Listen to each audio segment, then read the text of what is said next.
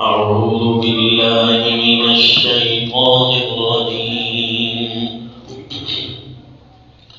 بسم الله الرحمن الرحيم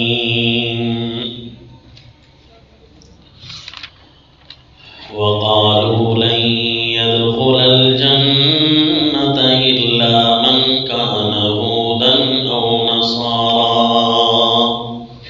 تلك أمانيهم قل هاتوا برهانكم إن كنتم صادقين وصلى الله على النبي الكريم۔ قول باطل یہود کا، نصارہ کا، آپ کو پتہ ہے کہ 12 اقوال باطلہ آئیں گے، تو ان میں یہ 5واں نمبر ہے۔ 4 اقوال باطلہ گزر گئے ہیں، لیکن یہ اقوال باطلہ اس تسلسل کے ساتھ اصولاً نہیں ہوں گے بلکہ ضمناً ہوں گے، اور اصلاً چل رہا ہے زواجر کا سلسلہ۔ تو یہ 4تھا زجر شروع ہوا تھا وَدَّ كَثِيرٌ مِّنْ أَهْلِ الْكِتَابِ، اور 4تھا زجر ہے تیسری تفصیل عبادت پر۔ تفصیل عبادت کیا تھی؟ وَأَقِيمُوا الصَّلَاةَ وَآتُوا الزَّكَاةَ وَارْكَعُوا مَعَ الرَّاكِعِينَ۔ چونکہ یہ ایک ایسی چیز تھی کہ یہ مومن کریں گے تو مومنوں پر زجر تو نہیں ہونا، البتہ زجر کیا یہود و نصارہ پر اور سمجھایا مومنوں کو کہ مومنوں تمہیں ورغلانے کے لیے، گمراہ کرنے کے لیے یہود و نصارہ تمہاری ہر قسم کی عبادت کے اندر تمہارے دین پر سیدھا چلتے ہوئے یہ تمہیں نہیں دیکھ سکیں گے، ہر عبادت پر حملہ آور ہوں گے۔ اور آپ کو پتہ ہے نا، اس تیسری تفصیل عبادت کے اندر 3 الفاظ آئے تھے اللہ کریم کی طرف سے۔ وہ 3 کون سے تھے جی؟ وَأَقِيمُوا الصَّلَاةَ وَآتُوا الزَّكَاةَ وَارْكَعُوا مَعَ الرَّاكِعِينَ۔ تو مالی عبادتیں، بدنی عبادتیں اور دین کا ہر سیدھا شعبہ، اس کو وَارْكَعُوا مَعَ الرَّاكِعِينَ سے تعبیر کیا۔ اس کے اوپر رخنا ڈالنے کی ہر ممکن کوشش کریں گے۔ وَدَّ كَثِيرٌ مِّنْ أَهْلِ الْكِتَابِ لَوْ يَرُدُّونَكُم مِّن بَعْدِ إِيمَانِكُمْ كُفَّارًا، لیکن تم نے بجائے اس کے کہ ان سے الجھنا ہو، نہ الجھنا نہیں، بلکہ تم اپنی عبادات کی طرف توجہ کرنا۔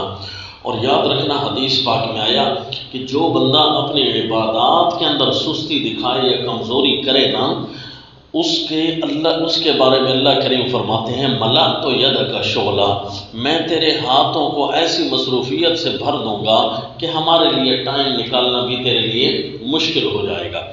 تو خواہ ہم ان سے الجھتے رہیں، جھگڑتے رہیں، تو اس کا مطلب ہے ہماری عبادت کا قیمتی ٹائم ضائع ہو جائے۔ فرض کریں مناظرہ ان سے کرنا اس بعض اوقات مستحب حالت میں ہوگا، اور ہم ثواب سمجھ کر ان سے الجھ رہے ہوں گے، جبکہ ہمارا فرض ٹائم ضائع ہو رہا ہوگا، فرض عبادات خراب ہو رہی ہے۔ تو یہ بھی تو تلبیس ابلیس ہے، یہی تو ابلیس چاہتا ہے کہ تمہارے جہاں اصل ثواب ملنے کی جگہ ہیں وہ بند ہو جائے، باقی چیزیں ثواب کی نیت سے چلاتے رہو۔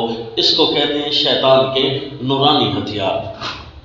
اچھا جی، اس کے اندر یہود کا پہلا قول باطل آیا اس زجر کے اندر۔ ویسے تو نمبر 5 ہے نا، ایک عبادات کو خراب کرنے والے زجر میں یہ قول باطل یہود کا آیا۔ وہ کیوں خراب کریں گے تمہیں؟ اس کی وجہ یہ ہے کہ وہ اپنے علاوہ کسی کو دیندار سمجھتے ہی نہیں۔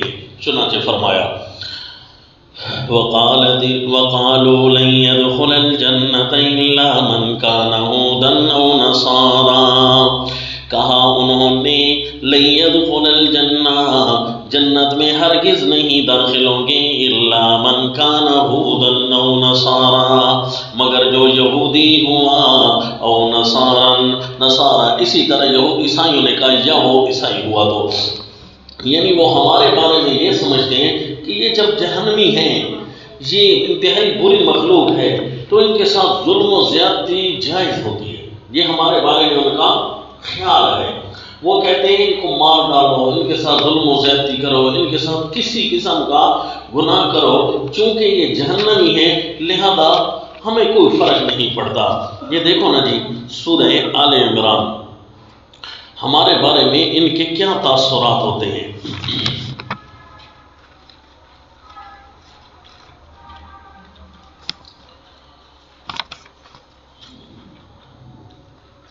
آیت نمبر 75 سورہ آل عمران، وَمِنْ أَهْلِ الْكِتَابِ مَنْ إِنْ تَأْمَنْهُ بِقِنْطَارٍ يُؤَدِّهِ إِلَيْكَ وَمِنْهُمْ مَنْ إِنْ تَأْمَنْهُ بِدِينَارٍ لَا يُؤَدِّهِ إِلَيْكَ إِلَّا مَا دُمْتَ عَلَيْهِ قَائِمًا۔ اہل کتاب میں سے کوئی ایسے بھی ہیں جو اچھے ہوتے ہیں، مسلمان ہو گئے ہیں، وہ تو اپنی امانتیں واپس کر دیں گے، اور کچھ ایسے ہیں کہ جن کو آپ 1 دینار دینا واپس بھی نہیں کرتے۔ کیوں جی؟ خیر ہے، ان کو نہیں دینا جی، ان کے ساتھ ظلم کرنا ہے۔ ذالک بأنہم، اس کی وجہ یہ ہے کہ قالوا، وہ اس بات کے قائل ہیں کہ لیس علینا فی الامیین سبیل، ہمیں امی سمجھتے ہیں کہ امی لوگوں کے حق لینے میں ہمارے اوپر کوئی بھی گناہ نہیں ہے۔ یہ ہمارے بارے میں یہ سوچتے ہیں، لیس علینا فی الامیین سبیل ویقولون علی اللہ الکذب وہم یعلمون۔ اور جس طرح یہ جھوٹ ہے نا، اسی طرح انہوں نے اللہ پر اور بھی جھوٹ بولے ہیں، انہیں پتہ بھی ہے کہ یہ ہم جھوٹے نظریات بنا رہے ہیں۔ تو لہٰذا یہ جب ہمیں سمجھتے کچھ نہیں ہے تو ہمارے دین کو خراب کرتے ہوئے انہیں مزہ آتا ہے۔ یہ ہمارے دین کو فریشمنٹ اور گیم سمجھ کر خراب کرنے کی کوشش کرتے ہیں۔ یہ الگ بات ہے کہ پھر اللہ ہمارا سہارا ہے، اللہ ہمارا مددگار ہے۔ قُلْ هَاتِ الْأَمَانِيُّ قُلْ هَاتُوا بُرْهَانَكُمْ إِن كُنتُمْ صَادِقِينَ۔ جواب نمبر 1، تِلْكَ أَمَانِيُّهُمْ، یہ ان کی آرزویں ہیں جو انہوں نے باندھ لی، یہ آرزوؤں سوا ان کا کچھ نہیں، خوش ہو لو تھوڑی دیر کے لیے۔ حقیقت یہ ہے کہ تمہارا یہ خام خیالیاں ہیں مومنوں کے بارے میں، یہ کہنا کہ یہ دیندار نہیں، جنتی نہیں ہے، بلکہ جنتی تو ہم ہیں۔ قُلْ هَاتُوا بُرْهَانَكُمْ إِن كُنتُمْ صَادِقِينَ۔ جواب نمبر 2، قول باطل کا، قل فرما دیجئے میرے پیغمبر، ہاتوا برہانکم، جس طرح پچھلے قول باطل کے جواب میں آپ کو بتاتا رہا کہ کچھ جواب قل کے ساتھ ہوتے ہیں تو کچھ بغیر قل کے اللہ کریم فرما رہے ہوتے ہیں۔ جو قل کے ساتھ جواب ہوتے ہیں نا جی، ان کے اندر رنگ الزامی زیادہ ہوتا ہے، ان کے لا جواب کرنے کا، اور جو ہوتے ہیں نا بغیر قل کے جواب وہ تحقیقی انداز کے ہوتے ہیں۔ قُلْ هَاتُوا بُرْهَانَكُمْ، اچھا پھر تو تمہیں لازم آتا ہے کہ اپنی اس بات پر دلیل بھی پیش کرو، سند لے آؤ اس بارے میں، اگر تم سچے ہو کہ صرف ہم ہی جنتی ہیں۔ بَلَا مَنْ أَسْلَمَ وَجْهَهُ لِلَّهِ وَهُوَ مُحْسِنٌ۔ جواب نمبر 3، کیوں نہیں؟ جنتی سارے ہو سکتے ہیں، کیوں نہیں؟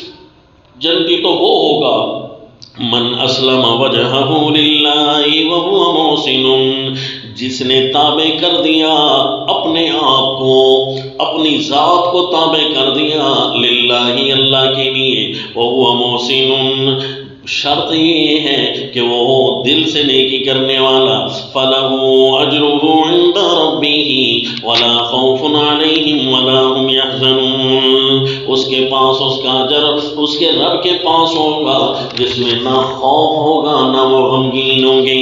دیکھا جی، جس نے اپنے آپ کو سپرد کر دیا، وجہ بول کر پوری ذات مراد ہوتی ہے، کیوں جی؟ وجہ چہرہ اشرف الاعضاء ہے نا، تو اس سے پورے جسم سے کنار ہوتا ہے۔ بلا من اسلم وجہہ اے ذاتہ للہ۔ وقالت اليہود لیست النصارى على شیء وقالت النصارى لیست اليہود۔ یہ قول باطل نمبر 6 آ گیا جی۔ یہ تمہاری عبادات کو خراب کریں گے، وجہ کیا جی؟ یہ اپنے بارے میں سمجھیں گے کہ ہم جنتی ہیں اور تو کوئی جنتی ہے نہیں، تو لہذا یہ اوٹ پٹنگ جتنے بھی انہوں نے عبادت کے نام پر چیزیں نکالی ان کو خراب کرو، تو یہ ثواب سمجھتے ہیں تمہیں خراب کرنے کے لیے۔ اور قول باطل نمبر 6 آ گیا، یہودی اور عیسائی دونوں یہ کہتے ہیں، ہر ایک ان میں سے دعوے دار ہے کہ اصل دیندار ہم ہیں، جی اصل سچے ہم ہیں۔ اس کا مطلب ہے دعووں سے کچھ نہیں بنتا، اصل حقیقت دکھانی پڑتی ہے۔ اگر ہم میں سے کوئی اپنے آپ کو توحیدی کہے تو توحیدی تو اس وقت ہوگا نا، نام رکھ لینے سے تو توحیدی صاحب نہیں نہ بن جائیں گے، توحیدی تو اس وقت ہوگا نا جو اللہ کی توحید عبادت کے 5 شعبے ابھی آپ پڑھ رہے ہیں اس پر کامل آئے گا نا، تو پھر اللہ کریم اسے اعلیٰ دیندار بنا دیں گے۔ وقالت اليهود ليست النصارى على شيء، یہودیوں نے کہا عیسائی کسی دین پر نہیں۔ پہلا ان کا اپنے بارے میں خیال کہ ہم جنتی ہیں، ہم دیندار ہیں، اور اب ان کا دوسروں کے بارے میں خیال، آپس میں بھی یہ لڑتی ہیں جائے کہ یہ تمہیں مسلمان کہیں۔ وقالت اليهود ليست النصارى على شيء وقالت النصارى ليست اليهود على شيء، عیسائیوں نے بھی کہا یہودی کسی دین پر نہیں۔ جب یہود نے کہا نا تم جھوٹے ہو، تم غلط ہو، ہم اصل میں دین والے ہیں، تو عیسائیوں نے بھی اسی طرح کہا تم کسی دین پر نہیں ہو۔ وَهُمْ يَتْلُونَ الْكِتَابَ، حالانکہ سارے پڑھتے ہیں کتاب، جو کتاب پڑھتا ہے، اور کتاب کی صفت تو یہ ہوتی ہے هُدًى لِّلْمُتَّقِينَ، کتاب تو رہنمائیاں کر رہی ہوتی ہے، بتا رہی ہوتی ہے جنتی کون ہے، دیندار کون ہے۔ پڑھتے سارے، دلیل کسی کے پاس نہیں ہے، کتاب تورات ہو یا انجیل ہو، وہ بھی تو منزل من اللہ تھی۔ اصل تورات اور انجیل یہ پڑھ بھی رہے ہوتے ہیں اور یہ سمجھ رہے ہوتے ہیں کہ تورات و انجیل میں ہمارے بارے میں کچھ نہیں لکھا، جہاں اصل دیندار لوگ ہیں نا ان کے بارے میں وہاں لکھا ہوا ہے۔ لیکن کیا جی وَهُمْ يَتْلُونَ الْكِتَابَ، جواب نمبر 1، كَذَلِكَ قَالَ الَّذِينَ، جواب نمبر 2، اسی طرح کہا ان لوگوں نے لا يعلمون، جو بالکل جاہل ہیں، جو لا يعلمون گروپ سے تعلق رکھتے ہیں، اسی طرح وہ کہتے ہیں۔ اس کا مطلب ہے جو جاہل ہوتا ہے نا وہ دوسرے کے بارے میں تحقیقی ذہن نہیں رکھتا، جو جاہل ہوتا ہے وہ سمجھ رہا ہوتا ہے کہ بس میں ہی پڑھا ہوا ہوں، یعنی اس کو اپنے جاہل ہونے کا بھی علم نہیں ہے، اور فی زمان ہی انہی لوگوں کی حکومت چل رہی ہے، فی زمان ہی بڑے یہی ہیں۔ حضرت امام احمد بن حنبل رحمہ اللہ کے ایک واقعہ ہے نا، وہ چیدہ چیدہ جاہل اس زمانے میں تھے، زیادہ تو پڑھے لکھے لوگ تھے نا اس زمانے میں، تو ہمارے زمانے میں تو ان لوگوں کی حکومت چل رہی ہے۔ وجہ یہ ہے کہ یہی بڑے ہیں، یہی اگوان ہیں، یہی خطباء، یہی علماء، یہی ائمہ، یہی بڑے سیٹوں پر ہیں جی۔ تو امام احمد بن حنبل رحمہ اللہ نے فرمایا کہ میں اور حضرت کیا نام ہے جی مشہور امام یحییٰ، وہ دونوں جا رہے تھے، کسی مسجد میں نماز کا ٹائم ہو گیا تو ہم نے نماز پڑھنے کے لیے بیٹھ گئے جی۔ یہ جو بڑے لوگ ہوتے ہیں یہ گمنام قسم کے لوگ ہوتے ہیں، انہیں فضولیات کا وقت ہی نہیں ملتا، لوگوں میں متعارف بھی اتنے زیادہ بیچارے نہیں ہوتے، تو نام سے لوگ بڑے واقف ہوتے ہیں۔ وہ جی مسجد میں گئے تو وہاں ایک قصہ گو تقریر کر رہا ہے، اور اس کے اندر اس نے اپنی طرف سے بنا کر واقعہ نا سنا رہا ہے، کہ کہتا ہے مجھے امام احمد بن حنبل نے یہ واقعہ سنایا، اور کسی نے کہا مجھے حضرت امام یحییٰ ابن معین نے یہ واقعہ سنایا۔ اب یہ دونوں ایک دوسرے کو دیکھ رہے ہیں، جی آپ نے مجھے تو کبھی نہیں سنایا۔ انہوں نے کہا بھائی نہیں بھائی، میرے تو فرشتوں کو بھی پتہ نہیں، میں نے نہیں سنایا۔ تو جی تقریر کے بعد چلو اس سے بات کر لیتے ہیں، تو تقریر کے بعد ان کے پاس گئے، جی آپ نے یہ احمد ابن حنبل کی طرف سے اور یحییٰ ابن معین کی طرف سے روایات بیان کی ہیں، میں احمد ابن حنبل ہوں اور یہ یحییٰ ابن معین ہیں، ہم نے تو آپ کو یہ کبھی بیان نہیں کیا۔ اب اس نے دیکھا نا کہ پکڑا گیا ہوں جی، حکومت وہاں اسی جاہل کی تھی، تو اس نے کہا آج مجھے پتہ چلا ہے کہ امام احمد ابن حنبل بھی بیوقوف ہے۔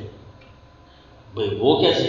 بھائی آپ کے علاوہ کائنات میں کوئی دوسرا ممکن ہی نہیں ہے امام احمد ابن حنبل، اور آپ کے علاوہ یحییٰ ابن معین کوئی دوسرا ممکن نہیں ہے، بس صرف آپ ہی ہیں بس کائنات میں، اور کوئی نہیں، تو مجھے کوئی اور امام احمد ابن حنبل آ کر نہیں مل سکتا، یہاں سے خاموشی سے نکلتے ہو یا بندوں کو لگاؤں؟ تو انہوں نے کہا جی ہم معافی مانگتے ہیں، آئندہ نہیں کریں گے، بس ہمیں یہاں سے عافیت سے جانے تو، باقی جو بات میں کرتے ہیں۔ کہتے ہیں ہم جی بڑی مشکل سے جان بچا کر بھاگے وہاں سے نکلے، کیونکہ جاہلوں کی حکومت ہے۔ تو جب جاہل ہوتے ہیں نا جی، ان کے تو کہنے کیا، كَذَلِكَ قَالَ الَّذِينَ لَا يَعْلَمُونَ مِثْلَ قَوْلِهِمْ، کہا ان لوگوں نے جو جاہل ہوتے ہیں انہی جیسی بات، جاہلوں جیسی بات کرتے ہیں، جبکہ پڑھے لکھوں جیسی بات کرتے ہیں۔ جاہل ایک ایسا چیز ہوتی ہے کہ اس سے دور بھاگنا ہی بہتر ہوتا ہے۔ کہتے ہیں نا ایک پوڈری کھڑا تھا، جاہل تھا، راستے پر وہ کسی عقل مند کو پکڑ کر کھڑا ہو گیا، کوئی ہمارا طالب علم جا رہا ہوگا ماشاءاللہ، اس کو کہا بھائی یہ بتا کہ سڑک پر آدھے لوگ ادھر جا رہے ہیں اور آدھے ادھر جا رہے ہیں، یہ سارے ایک طرف کیوں نہیں جاتے؟ اب ہمارا طالب علم ہوگا ماشاءاللہ، محقق ہوگا، نیک آدمی ہوگا، اچھا ہوگا، اب اس نے اس کو پوڈری کو کیا سمجھانا؟ وہ تو بیچارہ سر پکڑ کر بیٹھ گیا کہ اب میں اس کو کیا لاجک پیش کروں کہ جس سے پوڈری بھائی سمجھ جائے کہ آدھے لوگ ادھر کیوں جا رہے ہیں اور آدھے ادھر کیوں جا رہے ہیں۔ بڑا پریشان۔ دوسرا پوڈری اچانک سے گزرا، بھی خیر ہو گئی، پریشان ہو، اس نے جس کو سوال کا جواب دو، بھائی آدھے لوگ ادھر جا رہے ہیں سڑک کے اور آدھی گاڑیاں ادھر بھاگ رہی ہیں، سارے ایک طرف جاتے ہیں۔ اس نے کہا اس کا جواب تو آسان ہے۔ اس نے کہا کیا جی؟ کہ بھائی اگر سارے لوگ ایک ہی طرف جاتے تو وہ والی سڑک نیچے نہ ہو جاتی، وہ والی سڑک بیٹھ جاتی، تو لہذا آدھے ادھر ہیں آدھے ادھر جا رہے تاکہ بیلنس برقرار رہے۔ ہاں دیکھا نا، پڑھا ہوا آدمی آئے تو مسئلہ حل ہوا جی۔ تو جاہل سماج میں ایسے امام چاہیے، ایسے مقتدا اور پیشوا چاہیے۔ كَذَلِكَ قَالَ الَّذِينَ، یہ اپنے آپ کو بڑا سچا سمجھتے ہیں۔ كَذَلِكَ قَالَ الَّذِينَ لَا يَعْلَمُونَ مِثْلَ قَوْلِهِمْ، اسی طرح کہا ان لوگوں نے جو جاہل ہیں ان جیسی بات۔ فَاللَّهُ يَحْكُمُ، جواب نمبر 3، یہ بندوں سے سیکھنے والے نہیں ہیں۔ فَاللَّهُ يَحْكُمُ بَيْنَهُمْ يَوْمَ الْقِيَامَةِ، سو اللہ ہی ان کے درمیان خود فیصلہ کرے گا، حکم بیان کرے گا ان کے درمیان دن قیامت، فیما کانوا فیہ یختلفون، اس چیز میں جس میں یہ جھگڑ رہے ہیں، یعنی عملی فیصلہ کرے گا۔ بعض اصطلاح کے مطابق یہاں یہ کہ اللہ عملی فیصلہ کرے گا، یا پھر مراد ہے کہ اللہ وہاں اپنا حکم بیان کرے گا کہ سزا کیا ملنی ہے۔ وَمَنْ أَظْلَمُ، جواب نمبر 4، اس سے بڑا ظالم کون ہے؟ مِمَّن مَّنَعَ مَسَاجِدَ اللَّهِ، اصل بے دین کون ہے ہم تمہیں بتاتے ہیں، بے دین بھی ہو اور ظالم بھی ہو۔ یہ کہتے ہیں فلاں بے دین ہے ہم دیندار ہیں، فلاں بے دین ہے ہم دیندار ہیں، ہم بتاتے ہیں اصل بے دین کون ہے۔ وَمَنْ أَظْلَمُ مِمَّن مَّنَعَ مَسَاجِدَ اللَّهِ، دیکھو اسی عنوان پر اللہ پھر واپس لے کر آئے کہ عبادات سے روکنے والے یہود و نصارہ ہیں، دھیان کرنا، یہی سب سے بڑے ظالم ہیں، اللہ کی مسجدوں سے یہی تمہیں روکیں گے، یعنی جو اصل طریقہ ہے عبادات کا وہ نہیں کرنے دیں گے۔ وَمَنْ أَظْلَمُ مِمَّن مَّنَعَ مَسَاجِدَ اللَّهِ، اس سے بڑا ظالم کون ہے، بے دین کون ہے، لا مذہب کون ہے؟ مِمَّن مَّنَعَ مَسَاجِدَ اللَّهِ، جو اللہ کی مسجدوں سے روکتا ہے، أَن يُذْكَرَ فِيهَا اسْمُهُ، اللہ کا نام وہاں بیان ہونے سے۔ اللہ کا نام بیان ہوتا ہے جی نماز پڑھ کر، اللہ کا نام بیان ہوتا ہے قرآن بیان کر کے، اللہ کا نام بیان ہوتا ہے اللہ کے حقوق بیان کر کے، قوانین بیان کر کے، اس سے یہ روکتا ہے، اس سے بڑا ظالم کون ہے؟ آپ سمجھ آئے گی کہ بھئی مسجدوں سے نماز پڑھنے سے تو نہیں روکتے، یہاں درس قرآن نہیں دینے دیں گے، تو اس سے بڑا ظالم اور کون ہے؟ من اظلم ممن منع مساجد اللہ ان یذکر فی اسمہ وسعى فی خرابها، اور جس نے کوشش کی ہے اس کے اجاڑنے کی، اللہ کے گھروں کو اجاڑنے کی جس نے کوشش کی، اس سے بڑا بے دین اور ظالم کون ہے؟ اولئک ما کان لهم ان يدخلوها الا خائفین، ایسوں کے تو لائق نہیں، جو اپنے آپ کو دیندار سمجھتے ہیں ایسوں کو تو لائق نہیں۔ آپ اپنے آپ کو دیندار سمجھتے ہیں کہ نہیں؟ اور پیچھے والے علماء آپ بھی نا، تو پھر دیکھ لینا علماء کے لیے تو یہ شان ہے جو دینداروں کی تو شان یہ ہے، چادر لپیٹنے والے علماء اکرام آپ بھی دیکھنا، اولئک ما کان لهم ان يدخلوها الا خائفین، ان کی تو طرز سے یوں لگتا جیسے ہی اللہ کے گھر میں داخل ہوتے ان کے اوپر اللہ کا خوف اور ڈر غالب ہوتا، خائفین کہ میں عبادت کرنے آ گیا ہوں، میں پتہ نہیں حق مجھ سے ادا ہو سکے گا کہ نہیں، ڈرتے ہوئے اللہ کے سامنے جب کھڑا ہوگا، عاجزی کے ساتھ کھڑا ہوگا، امید یہ ہے کہ اللہ تعالیٰ اس کی عبادت کو اعلیٰ طریقے سے قبول فرما لیں گے۔ اولئک ما کان لهم ان يدخلوها الا خائفین لهم فی الدنیا خزی، ان کے لیے دنیا میں بھی ذلت ہے، اللہ کے گھروں کے دین سے رکاوٹ بنے، انہوں اللہ صحابہ نتھی مرنے سی ساری سرح کی جاتے جو اللہ کے گھروں کے ساتھ جس نے بھی زیادتی کر رکھی ہے نا، ذرا ان کے گھروں کے حال جا کر پوچھ لینا، ذلیل ہوئے پڑے ہیں کہ نہیں ہوئے پڑے۔ لَهُمْ فِي الدُّنْيَا خِزْيٌ وَلَهُمْ فِي الْآخِرَةِ عَذَابٌ عَظِيمٌ، اور ان کے لیے آخرت میں عذاب ہے بہت بڑا۔ وَلِلَّهِ الْمَشْرِقُ وَالْمَغْرِبُ فَأَيْنَمَا تُوَلُّوا فَثَمَّ وَجْهُ اللَّهِ۔ لِلَّهِ الْمَشْرِقُ تنویر بر جواب رابع، اصطلاحات تفسیر کو بڑی ہوشیاری سے لینا دی۔ اب نہ اس کو جواب رابع بنا سکتے ہیں، نہ جواب خامس بنا سکتے ہیں، نہ جواب رابع سے باہر کر سکتے ہیں، جبکہ آیت بھی الگ ہے، اللہ کریم اس کو الگ رنگ بھی دینا چاہتے ہیں، لیکن یہ اس کو پانچواں جواب ہم بنا دیتے تو پانچواں جواب اس کا نہیں بنتا، یہ جواب سے چوتھے جواب سے نکلی ہوئی کوئی چیز لگتی ہے کہ اگر یہ تمہیں اللہ کی مسجدوں میں نہیں بیان کرنے دیتے نا تو باہر کہیں اور چلے جانا۔ تو اب اس کو اصطلاح تفسیر میں اس عبارت کو کیا کہیں گے؟ تو بس جی اس کو کہیں گے تنویر بر جواب رابع، کہ چوتھے جواب پر روشنی ڈالی گئی کہ دیکھو تمہیں اللہ کی مسجدوں سے یہ بے دین لوگ بے دخل کرتے ہیں نا، تو کیا خیال ہے تم نے دین تو نہیں نہ چھوڑنا۔ للہ المشرق والمغرب، اللہ ہی کی مشرق ہے، اللہ ہی کی مغرب ہے، زمین پھیلی ہوئی ہے۔ فَأَيْنَمَا تُوَلُّوا فَثَمَّ وَجْهُ اللَّهِ، جہاں بھی تم منہ کرو گے وہی متوجہ ہے اللہ، وہی اللہ متوجہ ہے، یعنی وہی اللہ کی ذات موجود ہے، اللہ وہیں بھی موجود ہے، وہیں جا کر اللہ کی عبادت کر لینا۔ ان اللہ واسع، اللہ بے انتہا ہے، بے انتہا ہے بخشنے میں، بے انتہا ہے موجود ہونے میں، بے انتہا ہے سب کچھ سننے دیکھنے میں، وسیع ان کا لفظ بولا۔ علیم، اللہ سب کچھ جاننے والا ہے، کون کہاں کیسے میری عبادت کر رہا ہے، اللہ کو سارا پتہ ہے۔ تم نے اللہ کو دکھانا ہے نا، بس ایک مسجد سے چھٹی مل بھی گئی ہے تو ہنستے ہوئے آگے چلے جاؤ، ہمارا نقصان نہیں، ان بیچاروں کی اپنی قسمت۔ ہم کیوں ٹینشن لے دی؟ ہم تو ٹینشن تب لے نا جب ہم نے اس کو روزی کا ٹھیا سمجھ رکھا ہو، ہم نے اس کو دکان سمجھ رکھی ہو، ہم اس کو دکانیں نہیں سمجھتے۔ ہماری مسجد سب سے بڑی نہیں، کعبۃ اللہ سب سے بڑا ہے، وہاں پر میرے نبی کو جب نکال دیا گیا نا تو کوئی فرق نہیں پڑتا جی، میرے نبی فاتح بن کر بھی تو آئے، اپنے حقوق میں کمی نہیں کرنی، بس جی رازق اللہ ہے۔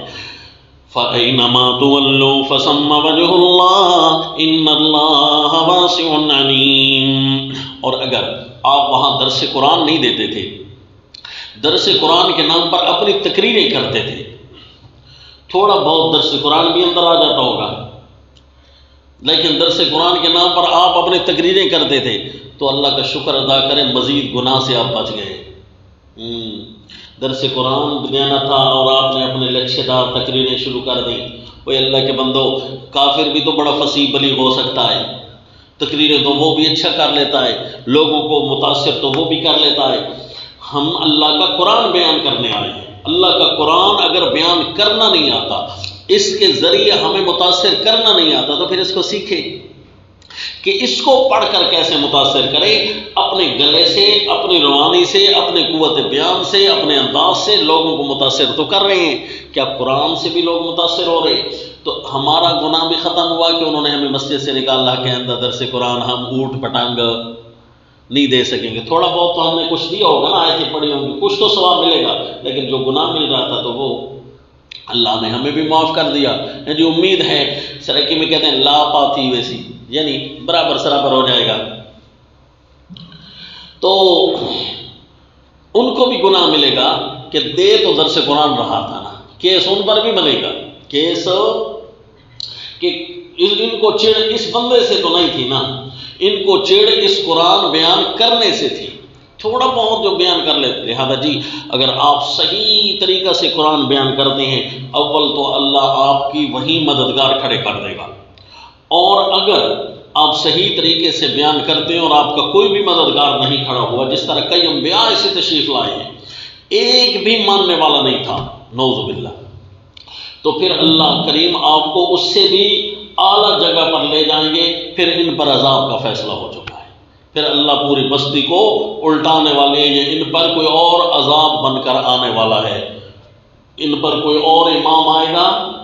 اگر یہ پوری زمین نہ برباد ہوئی، نہ زلزلہ اور سیلاب نہ آیا نا، تو پھر کوئی اور مولوی ایسا آئے گا جو سیلاب سے بھی بڑا عذاب ہوگا، پھر ان پر وہ عذاب آنے والا ہے. وَقَالُوا اتَّخَذَ اللَّهُ وَلَدًا سُبْحَانَهُ بَل لَّهُ مَا فِي السَّمَاوَاتِ وَالْأَرْضِ كُلٌّ لَّهُ قَانِتُونَ. او جی یہ وہی بات چل رہی ہے، دھیان کرنا. اپنی عبادات، مالی عبادت ہو، بدنی عبادت ہو، یا اسلام کا کوئی بھی شعبہ ہو، ساری کی ساری باتیں بیان ہو کرنا، اسلام کو بچانا، مسلمانوں کی حفاظت کو ورکا عمر راکیں، تیسرا لفظ جو آیا تھا اس بارے میں یہود و نصارہ پورے سرگرم رہیں گے تمہیں خراب کرنے کے لیے. وَقَالُوا اتَّخَذَ اللَّهُ وَلَدًا سُبْحَانَهُ بَل لَّهُ مَا فِي السَّمَاوَاتِ وَالْأَرْضِ.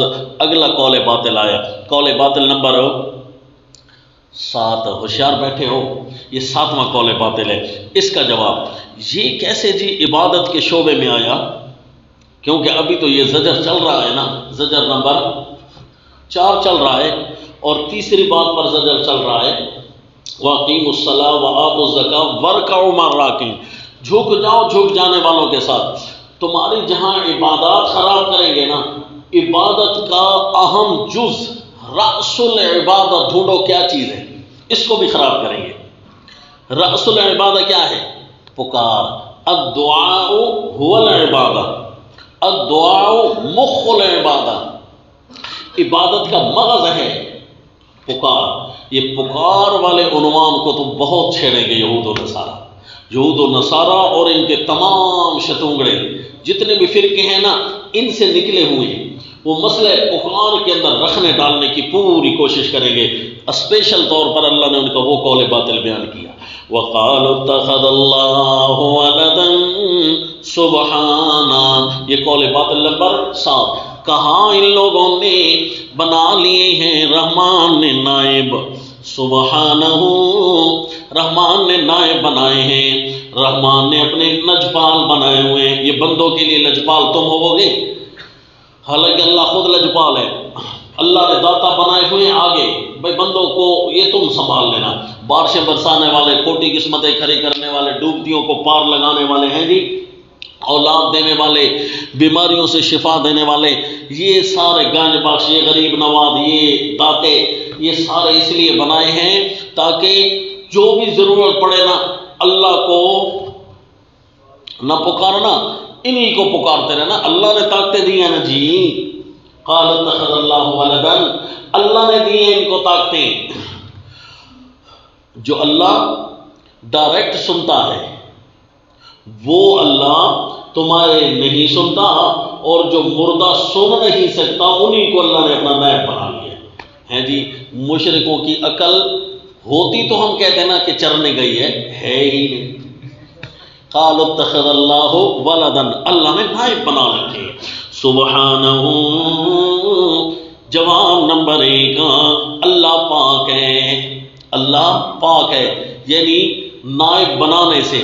نائب ہوتا ہے کہ 3 طرح کا، یا برابر کا کوئی آدمی ہو اس کو بندہ نائب بنا لیتا ہے، یا اپنے سے بڑا ہو اور اس کو بندہ بلا لیتا ہے کہ آپ مجھ سے تو بڑے کام کرتے ہیں لیکن چلیں آج میرا بھی تھوڑا دیر کے لیے سنبھال لو کام ہے، میں کہیں کام جا رہا ہوں.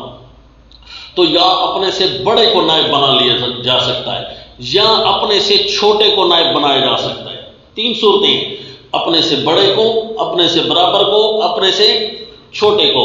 تو اللہ فرماتا ہے سبحانہ، میں ہر قسم کے شریکوں سے پاک ہوں، میرا کسی طریقے سے کوئی نائب نہیں ہے. مثلا یہاں دیکھ لیجیے سورہ بنی اسرائیل میں تینوں قسم کے نائب بنانے کی نفی ہے. فرمایا وَقُلِ الْحَمْدُ لِلَّهِ الَّذِي لَمْ يَتَّخِذْ وَلَدًا وَلَمْ يَكُنْ لَهُ شَرِيكٌ فِي الْمُلْكِ وَلَمْ يَكُنْ لَهُ وَلِيٌّ مِّنَ الذُّلِّ وَكَبِّرْهُ تَكْبِيرًا. آخری آیت ہے جس سورہ بنی اسرائیل کی آیت نمبر 111. وَقُلْ اے میرے پیغمبر فرما دیجئے الحمدللہ الذی لم یتخذ ولدا، الہ بننے والی ساری خوبیاں اللہ کے لیے ہیں.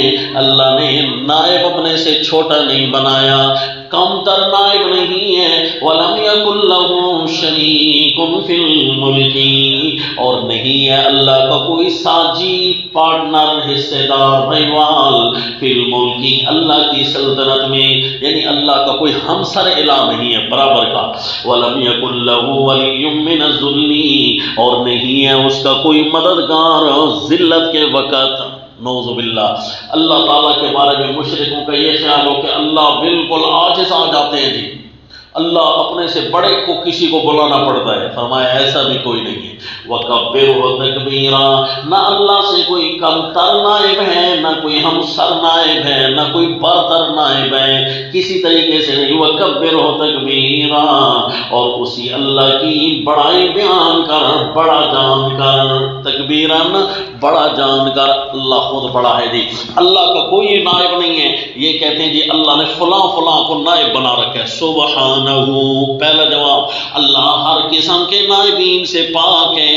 نبی ضرور ہیں پر اللہ تعالیٰ کے نائب نہیں ہیں. فرشتے ضرور ہیں پر اللہ کے نائب نہیں ہیں. ولی ضرور ہیں پر خدا نہیں ہیں. اللہ نے ان کو خدا اختیارات نہیں دے رکھے. بل لہ ما فی السماوات والارض کل لہ قانتون.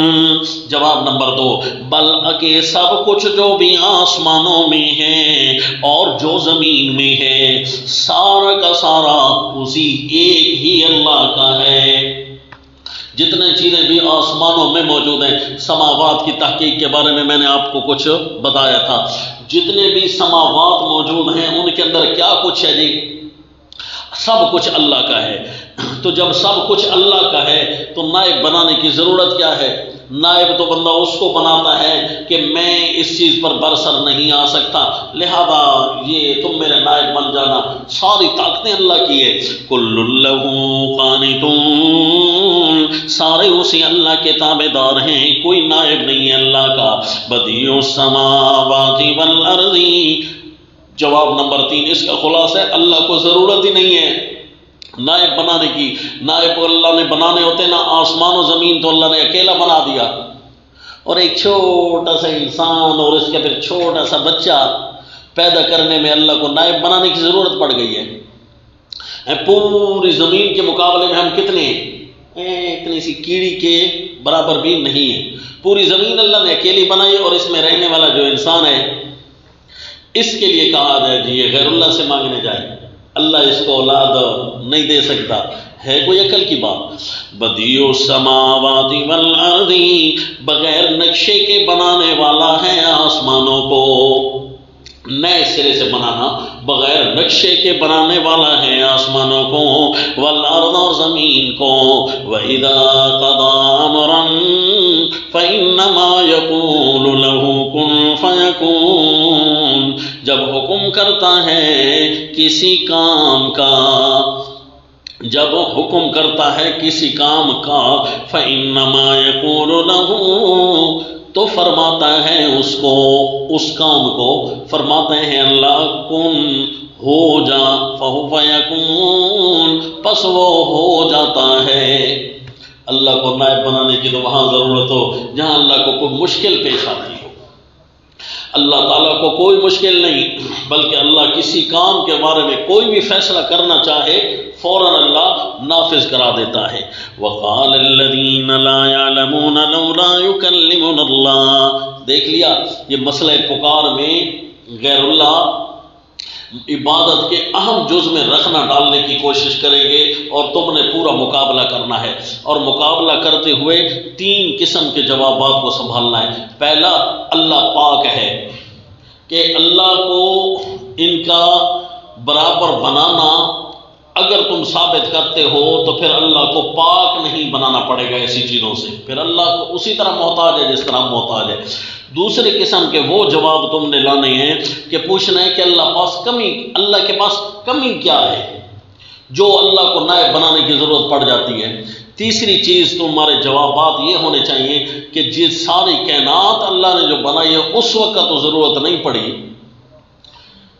تو پھر تمہارے چھوٹے چھوٹے کام کرنے کے اللہ کو نائب بنانے کی ضرورت کیا پڑتی ہے؟ تو یہ اللہ تعالیٰ مومنوں کو سمجھا بھی رہا ہے اور کافروں پر زجر بھی کر رہا ہے جو اللہ تعالیٰ کی عبادت میں رکھنے ڈال رہی ہیں۔ وَقَالَ الَّذِينَ لَا يَعْلَمُونَ لَوْلَا يُكَلِّمُنَا اللَّهُ أَوْ تَأْتِينَا آیَةٌ۔ قول باطل نمبر 8، کہا ان لوگوں نے لا یعلمون جو کچھ نہیں جانتے، یعنی ایک تو ہے نا یہودیوں کے اگوان، نصارہ کے اگوان، اور کوئی ہیں ان کے پچھلگ تابع دار، ان کے مقتدی، ان کے ووٹر سپورٹر، وہ ہیں نرے جاہل، یہ ہیں کانوں تک جاہل، اور یہ ہیں ان کے جو پچھلگ ہیں یہ نرے جاہل ہیں، اس لیے ان کا نام ہے لا یعلمون۔ کذالک وقال الذین لا یعلمون، کہا ان لوگوں نے جو کچھ نہیں جانتے، لولا یکلمنا اللہ تاتینا آیا۔ جب آپ ان کو عبادات کی طرف لگاؤ گے نا، مالی، بدنی، لسانی، کوئی بھی عبادت کا شعبہ لاؤ گے ان کے سامنے، تو یہ کہیں گے اللہ خود آ کر ہمیں کیوں نہیں کہتا، تم کیوں کہتے ہو؟ کذالک قال الذین لا یعلمون، لا یعلمون کا جملہ اس لیے فرمایا اپنی حیثیت دیکھیں اور چاہتے دیکھیں، ہیں کچھ نہیں اور بننا نبی چاہتے ہیں، کہتے ہیں لولا یکلمنا اللہ، اس کا مطلب ہے ان کو اپنی ذات کا بھی پتہ نہیں ہے، میرے جاہل ہیں۔ لولا یکلمنا اللہ، کیوں نہیں اللہ ہمارے ساتھ بولتا، او تاتینا آیا، یا اللہ کیوں نہیں بھیجتا ہمارے پاس کوئی فرمائشی معجزہ۔ یہ فرمائشی معجزوں کا مطالبہ کرتے تھے نا، اللہ کوئی فرمائشی معجزہ، ان کا کام، ان کو مزہ آتا ہے صرف ڈرامہ بازیاں دیکھنے میں۔ یہ کہتے ہیں کہ یہ آج نیا کام ہو رہا ہو اور یہ نیا کام ہو رہا ہو، ہے جی، مثلا دیکھ لیجئے سورہ بنی اسرائیل، یہ صرف وہ ڈیزائن دیکھنا چاہتے ہیں۔ سورہ بنی اسرائیل آیت نمبر 90، وَقَالُوا لَن نُّؤْمِنَ لَكَ حَتَّىٰ تَفْجُرَ لَنَا مِنَ الْأَرْضِ يَنبُوعًا أَوْ تَكُونَ لَكَ جَنَّةٌ مِّن نَّخِيلٍ وَعِنَبٍ فَتُفَجِّرَ الْأَنْهَارَ خِلَالَهَا تَفْجِيرًا أَوْ تُسْقِطَ السَّمَاءَ كَمَا زَعَمْتَ عَلَيْنَا كِسَفًا أَوْ تَأْتِيَ بِاللَّهِ وَالْمَلَائِكَةِ قَبِيلًا۔ کبھی کہتے ہیں ہمارے سامنے جب تک تو زمین سے چشمے ابال کر نہ لے آ، لن نؤمن لک، ہم تیرے تصدیقیں نہیں کرتے۔ سورہ بنی اسرائیل آیت نمبر 90۔ او یکون لک او تکون لک جنت من نخیل، یہ کھجور اور انگور کے باغ ہوتے، فتفجر الانہار خلالہا، اور اس کے درمیان نہریں جاری ہوتی، ہم مان لیتے کہ آپ سچے نبی ہیں، الیاذ باللہ۔ او تسقط السماء کما زعمت علینا کسفا، یا ہمارے اوپر آسمان تو گرا کر لیا جیسا کہ تو کہا کرتا ہے، کسفن ٹکڑے ٹکڑے، ہمارے اوپر آسمان گرا کر لیا تو تاکہ ہم آ کر مر جائیں، پھر ایمان تو نہیں نہ لا سکو گے، عقل کے اندھو۔ او تأتی باللہ والملائکۃ قبیلا، یا لیا اللہ کو ہمارے سامنے، فرشتوں کو ہمارے سامنے۔ او یکون لک بیت من زخرف، یہ ہو تیرا گھر ایک سنہرا، یعنی سونے کا سنہرا گھر ہو، او ترقا فی السماء، یہ چڑھ جائے تو آسمان میں، وَلَن نُؤْمِنَ لِرُقِيِّكَ حَتَّى تُنَزِّلَ عَلَيْنَا كِتَابًا نَقْرَؤُهُ، اور ہم تیرے چڑھنے کو بھی نہ مانیں حتیٰ کہ تو ایک ایسی کتاب لے کر آ کہ ہم جاہل ہونے کے باوجود بھی اس کو پڑھ سکیں۔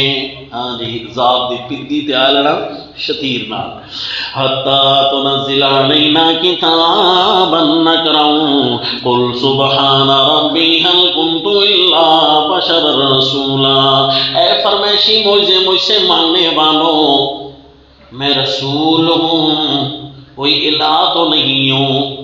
سبحان ربی، میرے رب تو شریکوں سے پاک ہے، یہ کام تم مجھ سے ایسے مانگ رہے ہو جیسے میں الہ ہوں تمہارا، یہ کام میں کوئی اپنی مرضیوں سے کر سکتا ہوں۔ تو یہ مشرکین مکہ چاہتے تھے یا اللہ ہمارے ساتھ گفتگو کرے یا فرمائشی معجزے آ جائے او سبق پر۔ وقال الذین، یہ ان کا قول باطل ہوا کرتا تھا، قال الذین لا يعلمون لولا، اس کا مطلب ہے یہ جب عبادات کے شعبے آئیں گے نا، مالی بدنی اور دین کے کسی بھی شعبے کی عبادت، تو صرف ہماری ٹکر نام نہاد پڑھے لکھے سماج سے نہیں ہوگی، بلکہ ہماری ٹکر پھر جاہلوں سے بھی اسی طرح ہوگی، کبھی ایک تو کبھی دو، کبھی ان جاہلوں سے اور کبھی ان جاہلوں سے۔ وہ ہیں بڑے جاہل اور یہ ہیں چھوٹے جاہل، یہ کم از کم جاہل تو ہیں نا، اپنے آپ کو جاہل تو سمجھتے ہیں، کہتے تو ہیں نا کہ اللہ ہمارے ساتھ کلام کرے گا تو ہم کچھ مانیں گے، اور ان کے جو اگوان ہیں وہ جاہل مرکب ہیں، اپنا جاہل ہونا بھی ان کو معلوم نہیں ہے۔ تو ایسے سماج سے تمہاری جب ٹکر ہو جائے تو بتاؤ پھر کیا کرو گے، خود بتاؤ۔ بہتر تو یہ ہے نا کہ مسئلہ بیان کرتے ہوئے جس طرح اللہ کریم ہمیں سمجھاتے جا رہے ہیں کس طرح جواب دینا، یہ جواب دیتے ہوئے الجھنا نہیں ہے، اپنی عبادات کی طرف توجہ کرنی ہے۔ فاعفوا واصفحوا حتی یأتی اللہ بامرہ۔ کیوں جی؟ کسی عقل مند سے کسی نے کہا نا جی آپ عقل مند بہت زیادہ ہیں، کیوں؟ اس نے کہا اصل میں جاہلوں سے الجھتا نہیں، جاہلوں سے۔ اس نے کہا کہ پنگا تو پڑتا ہوگا، ظاہر ہے سماج سارا جو جاہل ہے پنگا تو آپ کا پڑتا ہوگا نا جاہلوں سے، تو ان کے ساتھ آپ کیسے پیش آتے ہیں؟ تو اس نے کہا جی کوئی بھی جاہل اگر میرے ساتھ الجھنے کی کوشش کرے تو میں اس سے الجھتا نہیں ہوں، میں اس کو کہتا ہوں ٹھیک ہے آپ ٹھیک کہہ رہے ہیں، آپ ٹھیک کہہ رہے ہیں، بس جب میں اس کو کہہ دیتا ہوں آپ ٹھیک کہہ رہے ہیں تو بس وہ خوش ہو جاتا ہے اور چلا جاتا ہے، بس میری جان چھوٹی، میرا ٹائم بچا۔ تو آگے جو اینکر تھا نا اس نے کہا نہیں جی مزید پھر بھی اگر آپ کسی ایسے موقف پر ہوں کہ واقعی وہ صحیح ہو تو اس سلسلے میں تو آپ اس کو سمجھائیں گے، آپ اس کو یہ تو نہیں نہ کہہ سکیں گے کہ آپ ٹھیک کہہ رہے ہیں، پھر تو آپ کو کوئی سمجھانا چاہیے نا ان کو۔ تو اس نے کہا ہاں آپ ٹھیک کہہ رہے ہیں، اس نے کہا آپ بھی ٹھیک کہہ رہے ہیں، بس جی اس نے کہا جان چھوڑو، سمجھا جی؟ تو یوں بندہ عقل مند ہوتا ہے کہ جاہلوں سے الجھے نہیں۔ لولا یکلمنا اللہ او تاتینا آیا کذالک قال الذین من قبلہم مثل قولہم تشابہت قلوبہم قد بینا الآیات لقوم یوقنون۔ کذالک قال الذین من قبلہم مثل قولہم، پہلا جواب اسی طرح کا ان سے پہلے جو لوگ گزر گئے ہیں، کذالک اسی طرح کہہ چکے ہیں، قال الذین وہ لوگ جو ان سے پہلے تھے، من قبلہم الذین من قبلہم، کذالک قال اسی طرح کہہ چکے ہیں وہ لوگ جو ان سے پہلے تھے، مثل قولہم انہی کی سی بات، انہی کی سی بات تو وہ بھی کہہ چکے ہیں، تشابہت قلوبہم ایک سے ہیں دل ان کے، ایک جیسے ہیں، ایک سے ہیں دل ان کے۔ کیا مطلب؟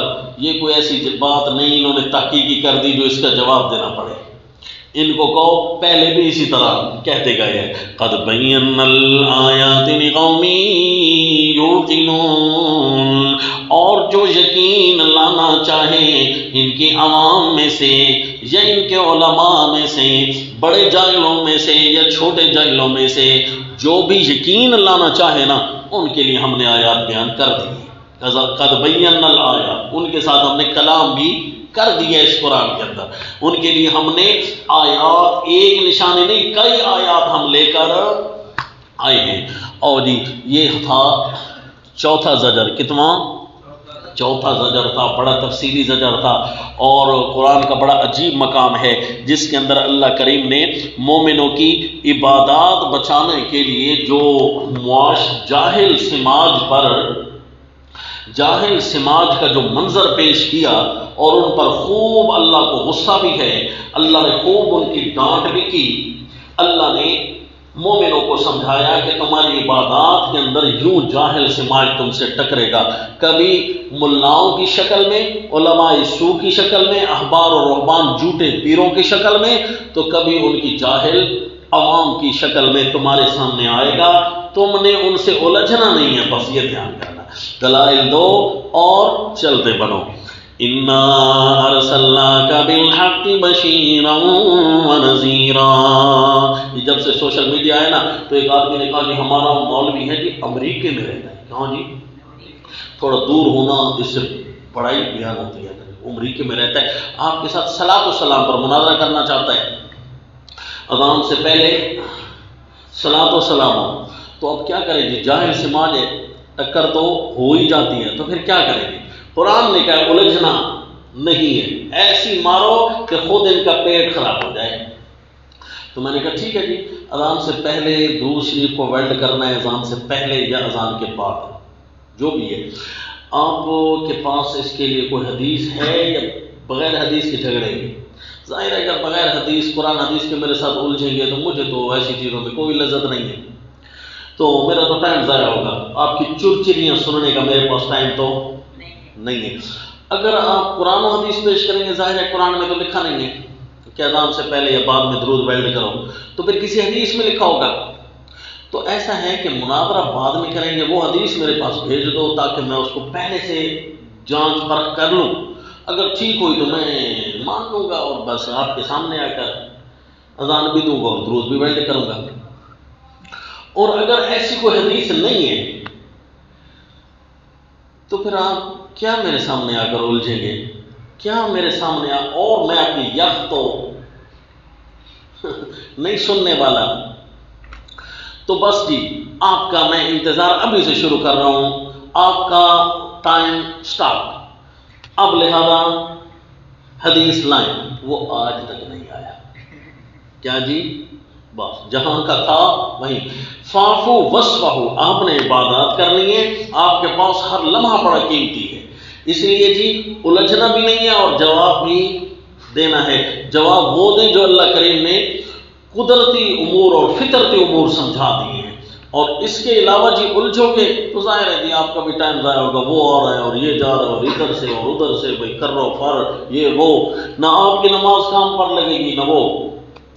اِنَّا أَرْسَلْنَاكَ بِالْحَقِّ بَشِيرًا وَنَذِيرًا، یہ جی زجر نمبر 5، کیوں جی؟ اِنَّا، یہ بغیر واو کے یہاں سے پھر گفتگو شروع ہو رہی، اس سے پہلے جو آیات تھی نا کچھ واو کے ساتھ تھیں، اگر جو بغیر واو کے تھی نا، مثلا بدیع السماوات والارض، آپ ان کے درمیان میں بیٹھے، بدیع السماوات والارض، اگر یہ والی آیت تھی، میری طرف توجہ، تو وہ اس کا بظاہر آیت بتا رہی تھی کہ پچھلی بات کا جواب چل رہا ہے، اور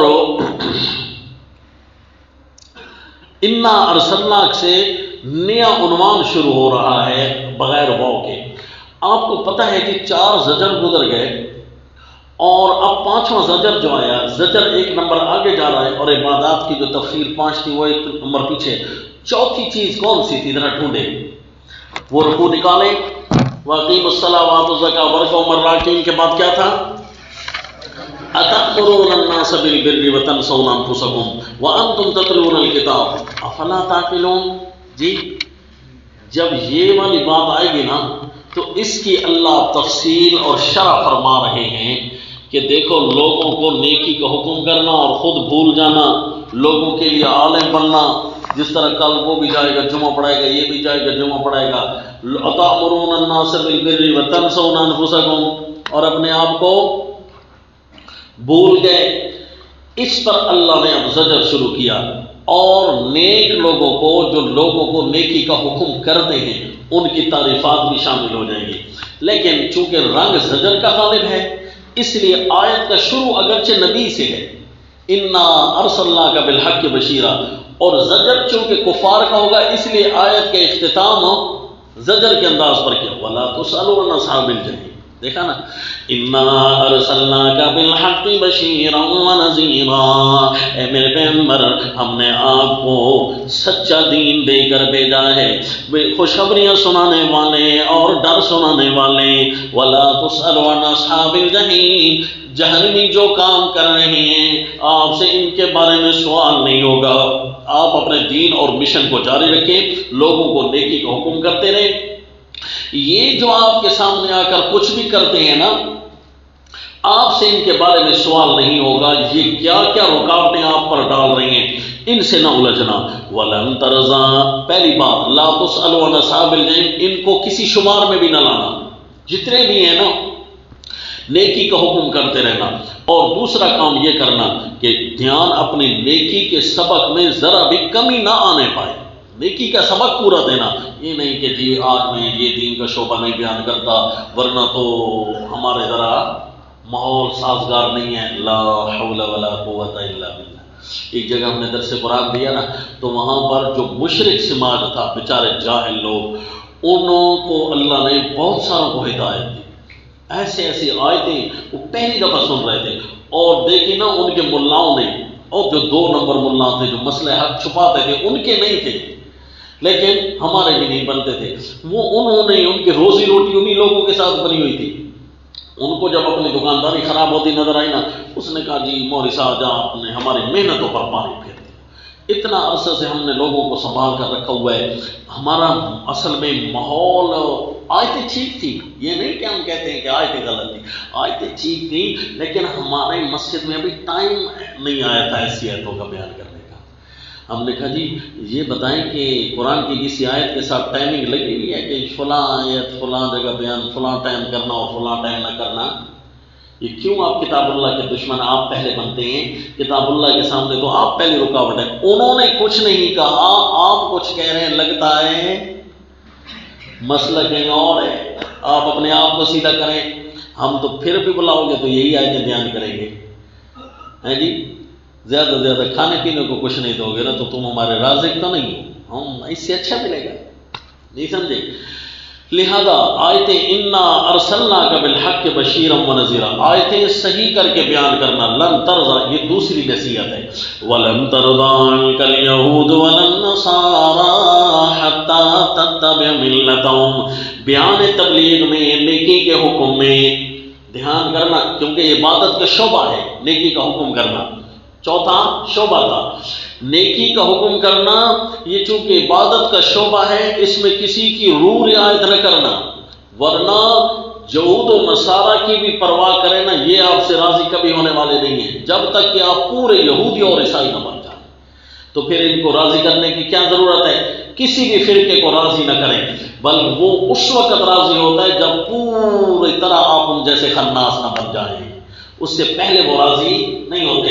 لہذا نیکی کے درس میں خیال کرنا، کسی کی پرواہ نہ کرنا۔ وَلَن تَرْضَىٰ عَنكَ الْيَهُودُ وَلَا النَّصَارَىٰ حَتَّىٰ تَتَّبِعَ مِلَّتَهُمْ قُلْ إِنَّ هُدَى اللَّهِ هُوَ الْهُدَىٰ۔ یہ تمہیں سمجھائیں گے کہ یار یوں کر کے تھوڑا سا بیان کر دو، یہاں کر کے تھوڑا سا بیان کر دو، یوں مسئلہ ہونا چاہیے۔ ان کو کہو اصل رہنمائی وہ ہے جو اللہ نے کی ہے، تمہاری رہنمائی جیب میں رکھو۔ ان ہدی اللہ هو الہدیٰ، اصل رہنمائی وہی ہے جو کہ تمہاری کتابڑیوں کتوبڑیوں سے ماورا ہے، تمہاری لکھی ہوئی کتابیں یہ وہ رہنمائیاں نہیں کر سکتی جو اصل اللہ کی کتاب کر سکتی ہے۔ یہ الگ بات ہے کہ ہمارے لوگوں کو بیان کرنا نہیں آتا ہے جی۔ قل ان هدی اللہ هو الہدیٰ، اصل رہنمائی تو وہ ہے جو اللہ نے کی ہے۔ وَلَئِنِ اتَّبَعْتَ أَهْوَاءَهُمْ، اگر بالفرض تو تابعداری کرے گا ان کی خواہشوں کی، بَعْدَ الَّذِي جَاءَكَ مِنَ الْعِلْمِ، اس کے بعد کہ آ پہنچا تیرے پاس علم، تیرے پاس قرآن کا علم آ چکا، اس کے باوجود آپ نے ان کی خواہشات کی پیروی کی، تو یاد رکھنا جی ہم تو بڑے بڑوں پر فتویٰ نہیں لگاتے نا، ہم تو کہتے ہیں جی وہ تھوڑا سا قرآن کی آیت کو اس نے اوپر نیچے کیا تو فتویٰ نہ لگاؤ۔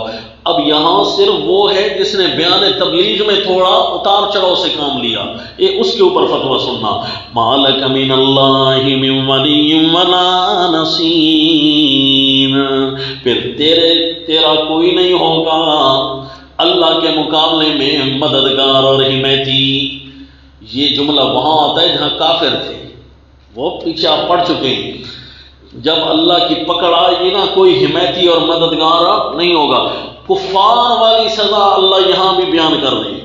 کیوں جی؟ عبادت کے سارے شعبے تمہارے ٹھیک ہیں، بیان حق والا شعبہ ٹھیک نہیں ہے، تو اللہ کیا عبادت گزار ہیں؟ آپ کی نمازوں کی بھی ضرورت نہیں ہے، آپ کی تلاوتوں کی بھی ضرورت نہیں ہے۔ اللہ آپ کو کافروں کے شعبے میں ڈال رہے ہیں۔ انا للہ و انا الیہ راجعون۔ ابھی آپ نے پڑھا تھا یار، یہ آیت نمبر 107 میں پڑھا نہیں ہے؟ الم تعلم ان اللہ لہ ملک السماوات والارض وما لکم من دون اللہ من ولی ولا نصیر۔ اللہ کے مقابلے میں کون اللہ کا مقابلہ کرتے ہیں؟ مشرکین و کفار۔ اللہ کے مقابلے میں کوئی حمایتی اور مددگار نہیں ہوگا۔ وہی سزا اللہ ان کے لیے بیان کر رہے ہیں جو اتباع خواہش کر لیتے ہیں بیان توحید میں، نیکی کے حکم میں۔ الذین آتیناہم الکتاب یتلونہ حق تلاوتہ۔ اور جی میری طرف دیکھو، میں نے آپ کو کیا کہا تھا؟ یہ چوتھی بات کی شرح ہو رہی ہے نا، چوتھی بات کا انداز ذرا پھر پڑھو، کیا تھا؟ اتأمرون الناس بالبر وتنسون انفسکم۔ آگے وانتم تتلون الکتاب، یہاں آیا الذین آتیناہم الکتاب یتلونہ، اسی کی شرح ہو رہی ہے نا، سمجھ آ گئی؟ الذین آتیناہم الکتاب یتلونہ حق تلاوتہ، یہ وہ لوگ جن کو ہم نے کتاب دی ہے۔ یہ تیسری آیت آ رہی ہے، تیسرا ادب آ رہا ہے نیکی کے حکم میں، کہ جہنمیوں کا خیال نہ کرنا، ان کی اتباع خواہش نہ کرنا، قرآن کو ایسے بیان کرنا جیسے کہ اس کی تلاوت کا حق ہے۔ یہ نیکی کے حکم کا تیسرا ادب۔ الذین آتیناہم الکتاب یتلونہ حق تلاوتہ، وہ لوگ جن کو ہم نے کتاب دی ہے اس کو پڑھتے ہیں جیسا کہ اس کے پڑھنے کا حق ہے۔ اولئک یؤمنون بہ، اللہ پڑھتے تو بہت سارے ہیں، بڑے بڑے قاری ہیں، او جلست جلست القاری، بڑے بڑے قاری اور بڑے بڑے لوگ آتے ہیں قرآن پڑھنے والے، اللہ وہی مراد ہے۔ فرمائے نا اولئک یؤمنون بہ، تلاوت کا حق وہ ادا کر سکتے ہیں جو کتاب اللہ کو دل سے پڑھتے ہیں۔ زبان سے پڑھنا ٹھیک ہے، لیکن دل کے اندر جو موجود عقیدہ ہے اس کے ساتھ میچنگ ہو رہی ہے تو سمجھ جاؤ یہ تلاوت کا حق ادا کر رہا ہے جی، دل و جان اس کا ساتھ دے رہا ہے۔ وَمَن يَكْفُرْ بِهِ، اور جو منکر ہوگا اس کا، فَأُولَٰئِكَ هُمُ الْخَاسِرُونَ، سو وہ ہیں نقصان پانے والے۔ سمجھ آ گئی کہ نہیں؟ یہ جو آپ مصری قراء کا یہ جو آج کل انڈسٹری اور کاروبار چل رہا ہے، یہ 6 مہینے ہمارے یہاں آ کر رہ جاتے ہیں، اور پھر پورے پاکستان کے ہر بھیڑ بکری والے جو بھی عقیدے والے ان کو بلائے وہاں بھاگ رہے ہوتے ہیں۔ سمجھ آ گئی؟ تو یاد رکھنا یہ زبان سے تلاوت کر رہے ہیں، ان کی تلاوت کا حق تو نہیں ادا ہو رہا۔ اول تو ان کی غلطیاں اتنی ہیں آج کل کہ قراء سبعہ بھی ان کی تلاوتوں کو ریجیکٹ کر دیں۔ قرآن کے الفاظ میں بھی غلطیاں بہت ہیں، اور قرآن کے الفاظ میں غلطیاں نہ بھی ہوں تو چہرے ان کے بتا رہے ہیں کہ ان کے دلوں میں ایمان، ان کے دل میچ نہیں کر رہے، الیاذ باللہ۔ تو ایسوں کی تلاوت سننا بھی جائز نہیں، ان کو پروموٹ کرنا بھی جائز نہیں، ان کو شیئر کرنا بھی جائز نہیں۔ لہذا یاد رکھنا، باقی ملاقات دن قیامت ہوگی انشاءاللہ۔ وَمَن يَكْفُرْ بِهِ فَأُولَٰئِكَ هُمُ الْخَاسِرُونَ۔ یا بنی اسرائیل، یہ بنی اسرائیل کا خطاب کن کو ہے؟ یہ پوری انسانیت کو خطاب ہے۔ کیوں کہ زمین پر سب سے بڑی پھیلی ہوئی مخلوق ذریت آدم میں کس کی ہے؟ فی زمان ہی سیدنا نوح علیہ السلام کے بعد سیدنا ابراہیم علیہ السلام کے بعد اللہ نے پھر ان کو پھیلا دیا، کیونکہ قرآن خود کہتا ہے وَجَعَلْنَا فِي ذُرِّيَّتِهِمُ النُّبُوَّةَ وَالْكِتَابَ، ہم نے انہی کی اولادوں میں نبوت اور کتاب رکھی۔ تو یہ ہم سب کو خطاب ہے، یا بنی اسرائیل۔ اب آپ حیران ہوں گے کہ اس زجر کے اندر یعنی عبادت کے اس چوتھے شعبے کے اندر اسپیشل اللہ مخاطب کر رہے ہیں دوبارہ سے، یا بنی اسرائیل۔ حالانکہ پہلے بھی انہی بنی اسرائیل پر زجر گزرے رہتے، وہاں فرمایا وَلَقَدْ أَخَذْنَا وَإِذْ أَخَذْنَا مِيثَاقَ بَنِي إِسْرَائِيلَ، اور کہیں فرمایا وَإِذْ أَخَذْنَا مِيثَاقَكُمْ۔ لیکن جب اس زجر کا نمبر آیا نا، عبادت کا چوتھا شعبہ آیا نا، یہاں پر جناب دوبارہ اللہ کریم نے یا بنی اسرائیل کا لفظ ارشاد فرمایا۔ وجہ کیا ہے؟ عبادت کا یہ جو چوتھا شعبہ ہے نا، یہ اولو العزم لوگوں کا کام ہے۔ عبادت کا چوتھا شعبہ، یہاں پر معاہد آ کر بہت سارے گر جائیں گے، کچھ ایسے معاہد ہوں گے جو عبادت کے مشن میں ہمارے ساتھ چل رہے ہوں گے۔ جب یہ مقام آئے گا نا عبادت کو بیان کرنے کا، دین کو بیان کرنے کا، حقانیت کو لوگوں کے سامنے واضح کرنے کا، تو موحدوں کی توحید گئی، گر گئی، اب عبادت گزاروں کی باتیں گئی۔ تو اس لیے اللہ نے اسپیشل فرمایا یا بنی اسرائیل، اے بنی اسرائیل اذکروا نعمتی، یا بنی اسرائیل، یہ اسی شعبہ کے ساتھ متعلق ہے۔ لیکن یاد رکھنا یہ زجر نمبر 5 ختم ہو کر زجر نمبر 6 بھی شروع ہو رہا ہے۔ وجہ کہ یہاں بھی بغیر واو کے خطاب ہے، اسی طرح نا یا بنی اسرائیل۔ اچھا زجر نمبر 6 کس پر آنا تھا جی؟ عبادت کے 5ویں شعبے پر۔ کون سا شعبہ تھا وہ؟ وَاسْتَعِينُوا بِالصَّبْرِ وَالصَّلَاةِ۔ ہاں جی، پچھلے شعبے کے ساتھ صرف ربط جوڑا کہ بیان کرنا بڑا اہم ہے، دھیان کرنا، یا بنی اسرائیل خطاب آ گیا۔ نئی صورت تو نہیں ہے نا، پچھلے کے ساتھ من وجہ ملے گا تو صحیح، لیکن بغیر واو کے خطاب نیا شروع ہو رہا ہے، اس کا مطلب ہے کہ شعبہ نیا۔ اگلا شعبہ اس سے بھی اہم ہے، وہ کیا ہے جی؟ مشن پر ڈٹ جانا۔ اور جی جب آخری شعبہ بیان ہونے لگا نا تو اللہ نے دوبارہ خطاب کیا یا بنی اسرائیل، کیونکہ یہ آخری شعبہ اہم الامور ہے کہ مشن حق پر ڈٹ جانا، ان چاروں چیزوں پر ڈٹ جانا، یہ 5ویں چیز ہے۔ ڈٹ جانا مشن پر، یعنی یہی چاروں چیزیں اپنا کر رکھنا، گرمی ہے یا سردی ہے، بڑھاپا ہے یا جوانی ہے، بیماری ہے یا صحت ہے، مرد ہو یا عورت ہو، ملا ہو یا اغوان ہو یا مسجد کے ممبر ہو یا مقتدی ہو یا سپورٹر ہو، کوئی بھی ہو، ساروں کے لیے ضروری ہے مشن حق پر ڈٹ کر رہنا۔ جوانی تک تو ڈٹا رہا، جب شادی آئی تو ڈھول دیکھتے ہی کملا ہو گیا، داڑھی سمیت ناچ رہا ہے، انا للہ، تازہ چلا لگا کر آیا۔ ہم نے ایک آدمی کو دیکھا تازہ، اور جیسے ہی ڈھول بجا تو یوں سمجھو اس کا دماغ ہی گھومنے لگ گیا، خود تو پتہ نہیں کتنا گھوما۔ انا للہ و انا الیہ۔ یہ شادیوں اور خوشیوں پر، غمیوں پر یہ دین کو برقرار نہ رکھ سکا۔ مسجد میں آیا تو دین پابند ہے، بازار میں گیا تو دین، ہاں بھائی اپنا خیال بھی کیا کرے، کیونکہ ہمارے گاڑی اور موٹر سائیکل کے آگے کوئی آ جائے نا تو پھر ہماری زبان سے جو فوری جملہ ہوتا ہے نا وہ پتہ ہے کیا ہم سے نکلتا ہے؟ سارے اپنا اپنا جملہ سناؤ، کون سا ہوتا ہے وہ؟ ذرا کسی نے تھوڑا سا گاڑی کو ادھر ادھر کیا، ہم اس کو ایسا سناتے ہیں، جلا بھنا کٹا سڑا، ایک ایسا جملہ جو فی البدی اسی وقت پیدا ہوتا ہے، ڈڈو۔ استقامت، حالانکہ ہم درس دے دے کر گئے کہ زبان اچھی رکھیں، زبان اچھی رکھیں، پھر اس کو کہتے ہیں استقامت۔ جہاں بھی جائے اس کا مطلب استقامت کا شعبہ ایسا ہے، بیوی بچوں کے ساتھ، شاگردوں کے ساتھ، ملازموں کے ساتھ، کاروبار میں، مسجد میں، بازار میں، جی اپنی خلوتوں میں، اپنی جلوتوں میں، ہر جگہ دین کو بیلنس برقرار۔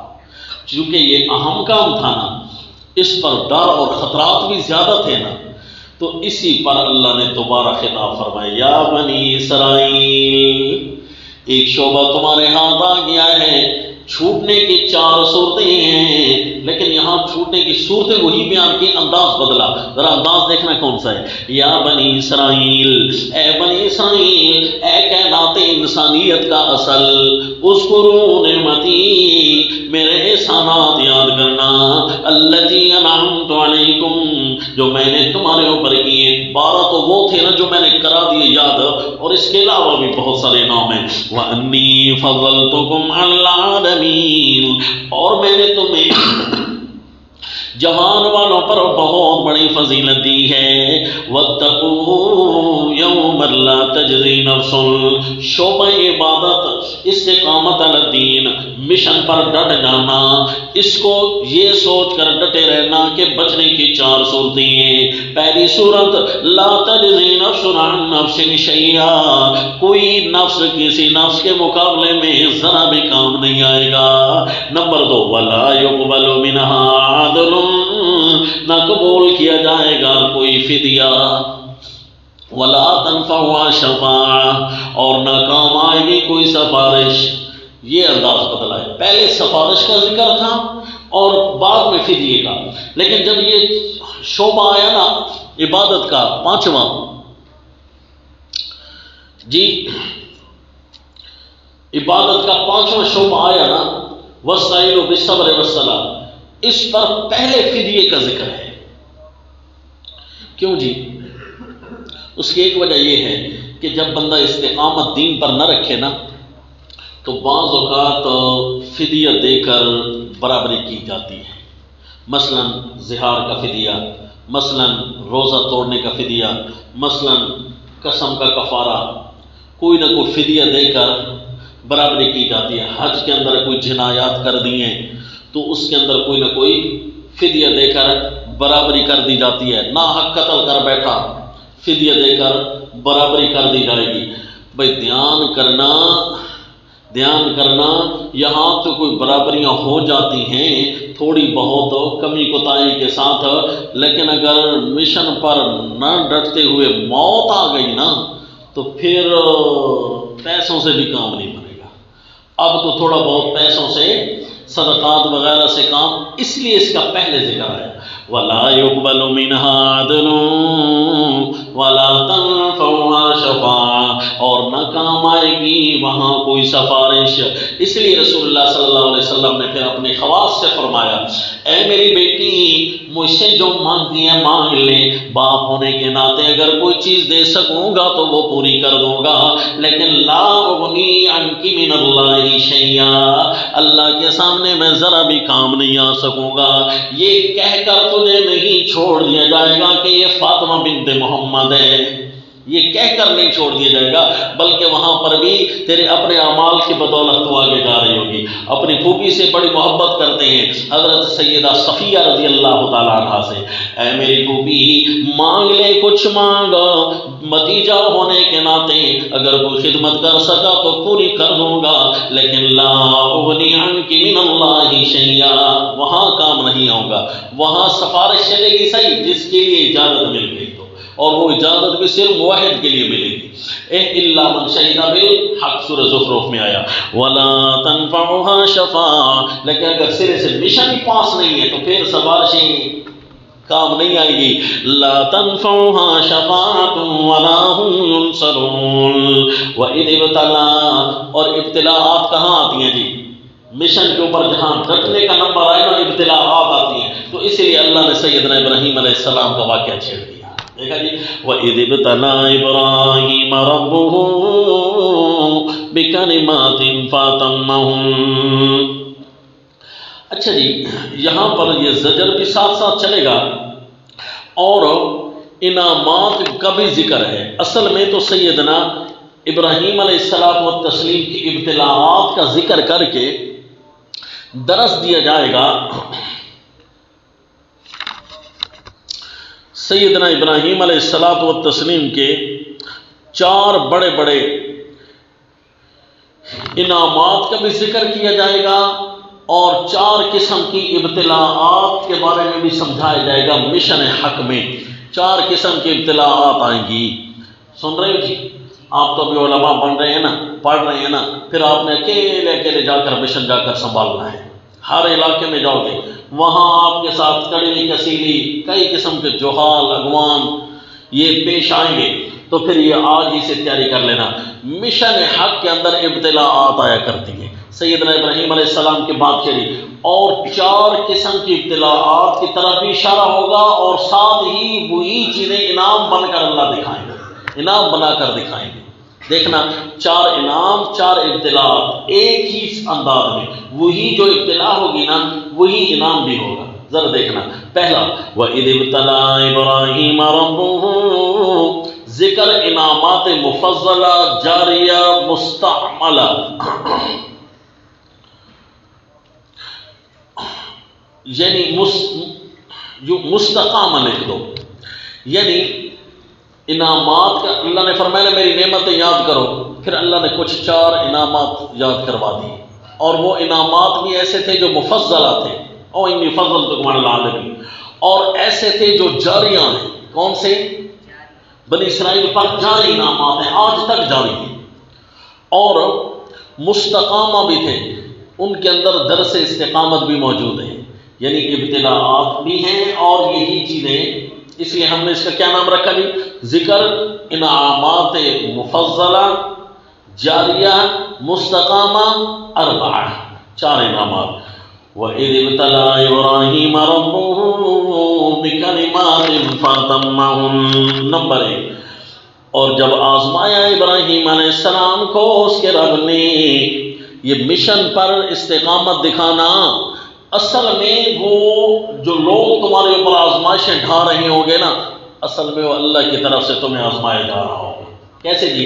سورہ العنکبوت دیکھو، الف لام میم احسب الناس ان یترکوا ان یقولوا آمنا وهم لا یفتنون، کیا لوگوں نے یہ گمان رکھا ہے، سورہ العنکبوت 20واں پارہ، کیا لوگوں نے یہ گمان کر رکھا ہے ان یترکوا کہ ویسے چھوڑ دیے جائیں گے، ان یقولوا آمنا، صرف اتنا کہنے پر کہ ہم موحد بن گئے، ایمان لے آئے، وہم لا یفتنون، اور انہیں آزمایا نہیں جائے گا۔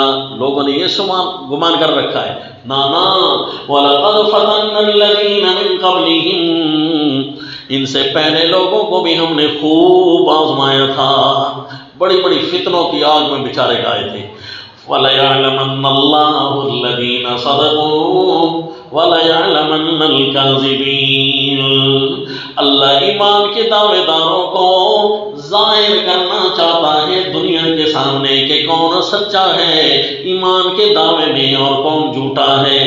وَلَيَعْلَمَنَّ اللَّهُ الَّذِينَ صَدَقُوا وَلَيَعْلَمَنَّ الْكَاذِبِينَ، اس لیے اللہ نے ہمیں اسی صورت کے آخر میں، سورہ بقرہ کے آخر میں جہاں دعا سکھائی نا، وہاں استقامت کی دعا اسپیشل بتائی، اے اللہ ربنا ولا تحمل علینا اصرا کما حملته علی الذین من قبلنا ربنا ولا تحملنا ما لا طاقت لنا به، یہ دعا ہر وقت مانگنی ہے جی۔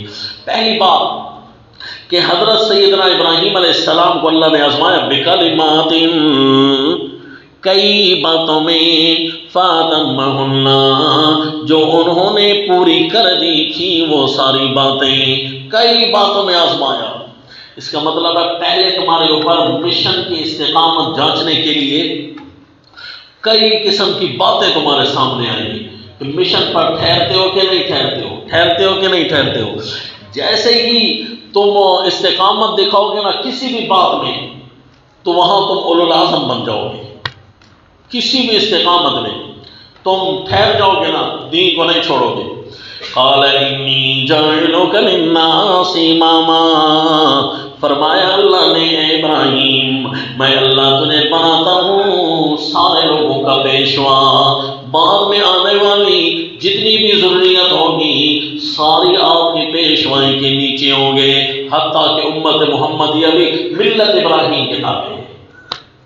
اس لیے اللہ نے ہمیں ملت ابراہیم کا تابع دار بنایا، من یرغب عن ملت ابراہیم الا من صفی نفسہ، سیدنا یوسف علیہ السلام فرماتے ہیں وَاتَّبَعْتُ مِلَّةَ آبَائِي ابراہیم، اور آپ صلی اللہ علیہ وسلم کے لیے فرمائے اِنَّ أَوْلَى النَّاسِ بِإِبْرَاهِيمَ لَلَّذِينَ اتَّبَعُوهُ وَهَذَا النَّبِيُّ، یہ نبی ہے، اس لیے میرے پیغمبر آپ ہم نے مشن پر خوب آزمائے۔ اس کا مطلب ہے مشن کی جو اسپیشل آزمائشیں شروع ہوئی ہیں نا، وہ سیدنا ابراہیم علیہ السلام و تسلیم کی طرف سے آزمائشیں آئی، ان سے شروع ہوئی ہیں۔ ان سے جناب ہر رنگ کی آزمائش آئی، بادشاہ وقت کے ساتھ آزمائش، اپنے گھر والد کے ساتھ آزمائش، اپنی بیوی اور بچے کے ساتھ آزمائش، سیدنا اسماعیل علیہ السلام کے ساتھ الگ آزمائش، جی گھر چھوڑنے پر آزمائش، ہر طرح سے آزمائشیں ہی آزمائشیں۔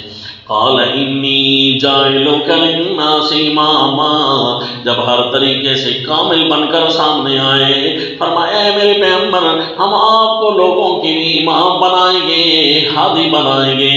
اے لوگوں اگر تم نے چلنا ہے تو میرے ابراہیم کی طرح چلنا، انہیں دیکھ دیکھ کر چلنا، جس طرح کہ سورہ ممتحنہ میں اسپیشلی فرمایا۔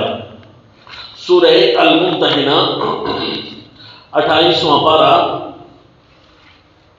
آیت نمبر 4 قد كانت لكم أسوة حسنة في إبراهيم والذين معه إذ قالوا لقومهم إنا براء، اے لوگوں مشن میں اتنے مستقیم بن جانا کہ ابراہیم کو نمونہ بنا لینا۔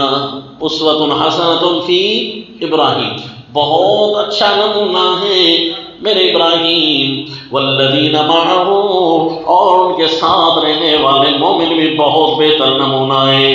اذ قالوا لقومہم، جب انہوں نے اپنی قوم سے فرمایا انا براء منکم ومما تعبدون من دون اللہ، اے میرے ابو جی آپ میرے والد ضرور ہیں، احترام ضرور ہے، لیکن دین تمہارا اپنا میرا اپنا۔ یا ابا جی بڑے احترام سے فرما رہے ہیں انا براء منکم، ہم تم سے بری ہیں، ومما تعبدون من دون اللہ، اور ان ہستیوں سے بری ہیں جن کی تم عبادت کرتے ہو اللہ کو چھوڑ کر۔ کفرنا بکم، ہم نے تمہارا انکار کر دیا، وبدا بیننا وبینکم العداوۃ والبغضاء ابدا، تمہارے ہمارے درمیان دشمنیاں اور بغض کھل پڑے ہمیشہ ہمیشہ، حتیٰ تؤمنوا باللہ وحدہ، حتیٰ کہ ایک اکیلے اللہ پر ایمان لاؤ گے تمہاری ہماری صلح ہوگی، ویسے کبھی جوڑ نہیں ہو سکے گا۔ بدا بیننا وبینکم العداوۃ والبغضاء، اور جی یوں بنے سیدنا ابراہیم علیہ السلام امام۔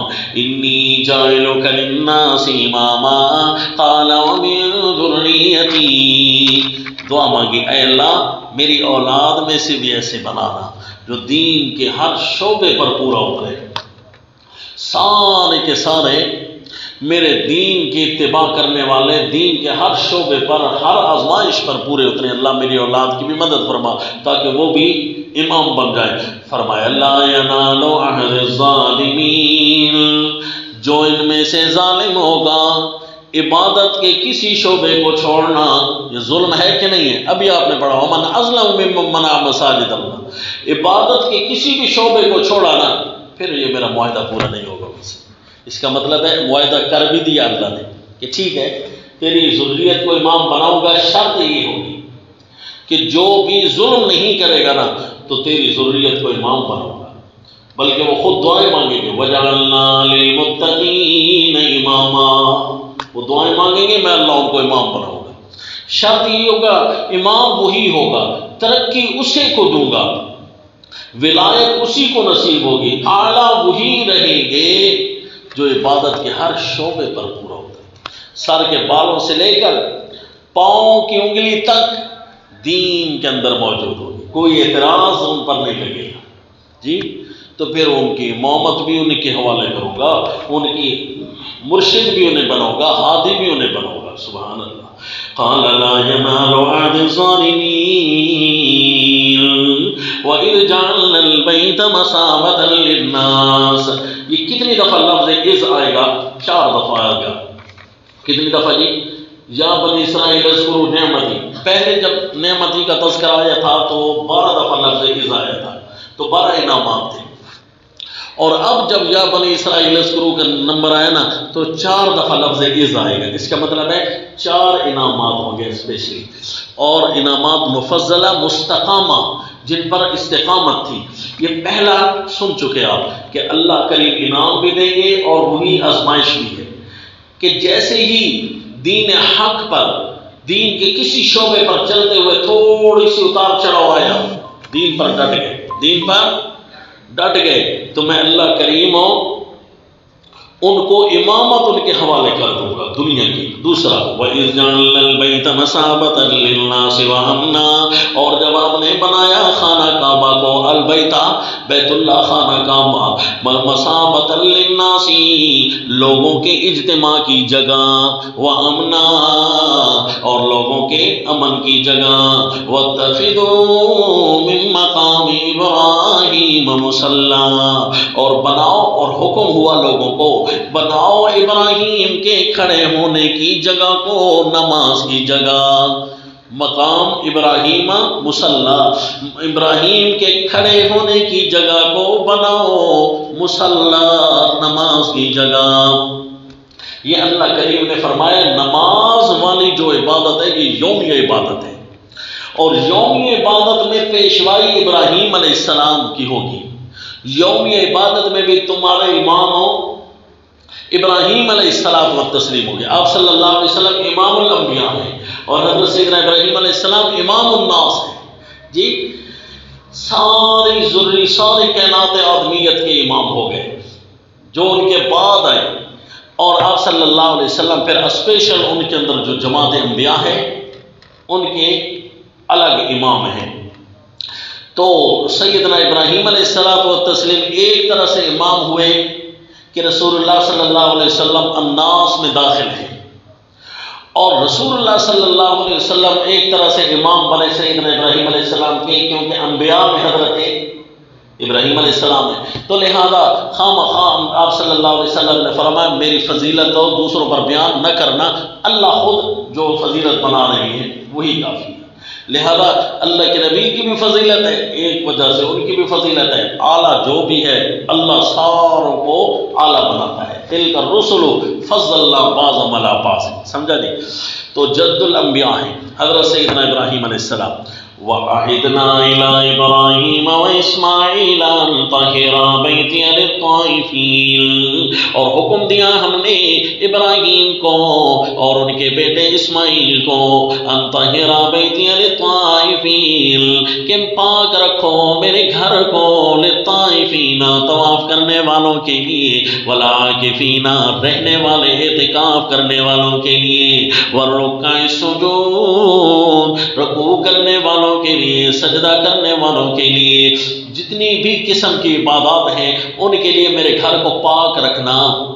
یعنی پاک رکھنا ظاہری اور باطنی ہر قسم کی بیماریوں سے اور نجاستوں سے. مسجد کو پاک رکھنا، صاف شفاف رکھنا، اور یہاں شرک سے پاک رکھنا، یہاں برے عقائد سے پاک رکھنا. اس جگہ کو کوئی بھی گندا عقیدہ یہاں نہ آنے پائے، کوئی بھی شرک کفر یہاں نہ آنے پائے.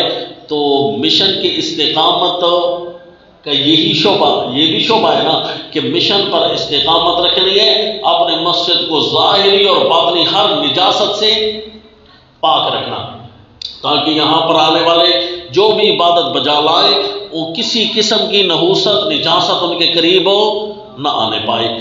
تو یہ دوسرا انعام تھا، اور یہ انعام آج تک جاری ہے.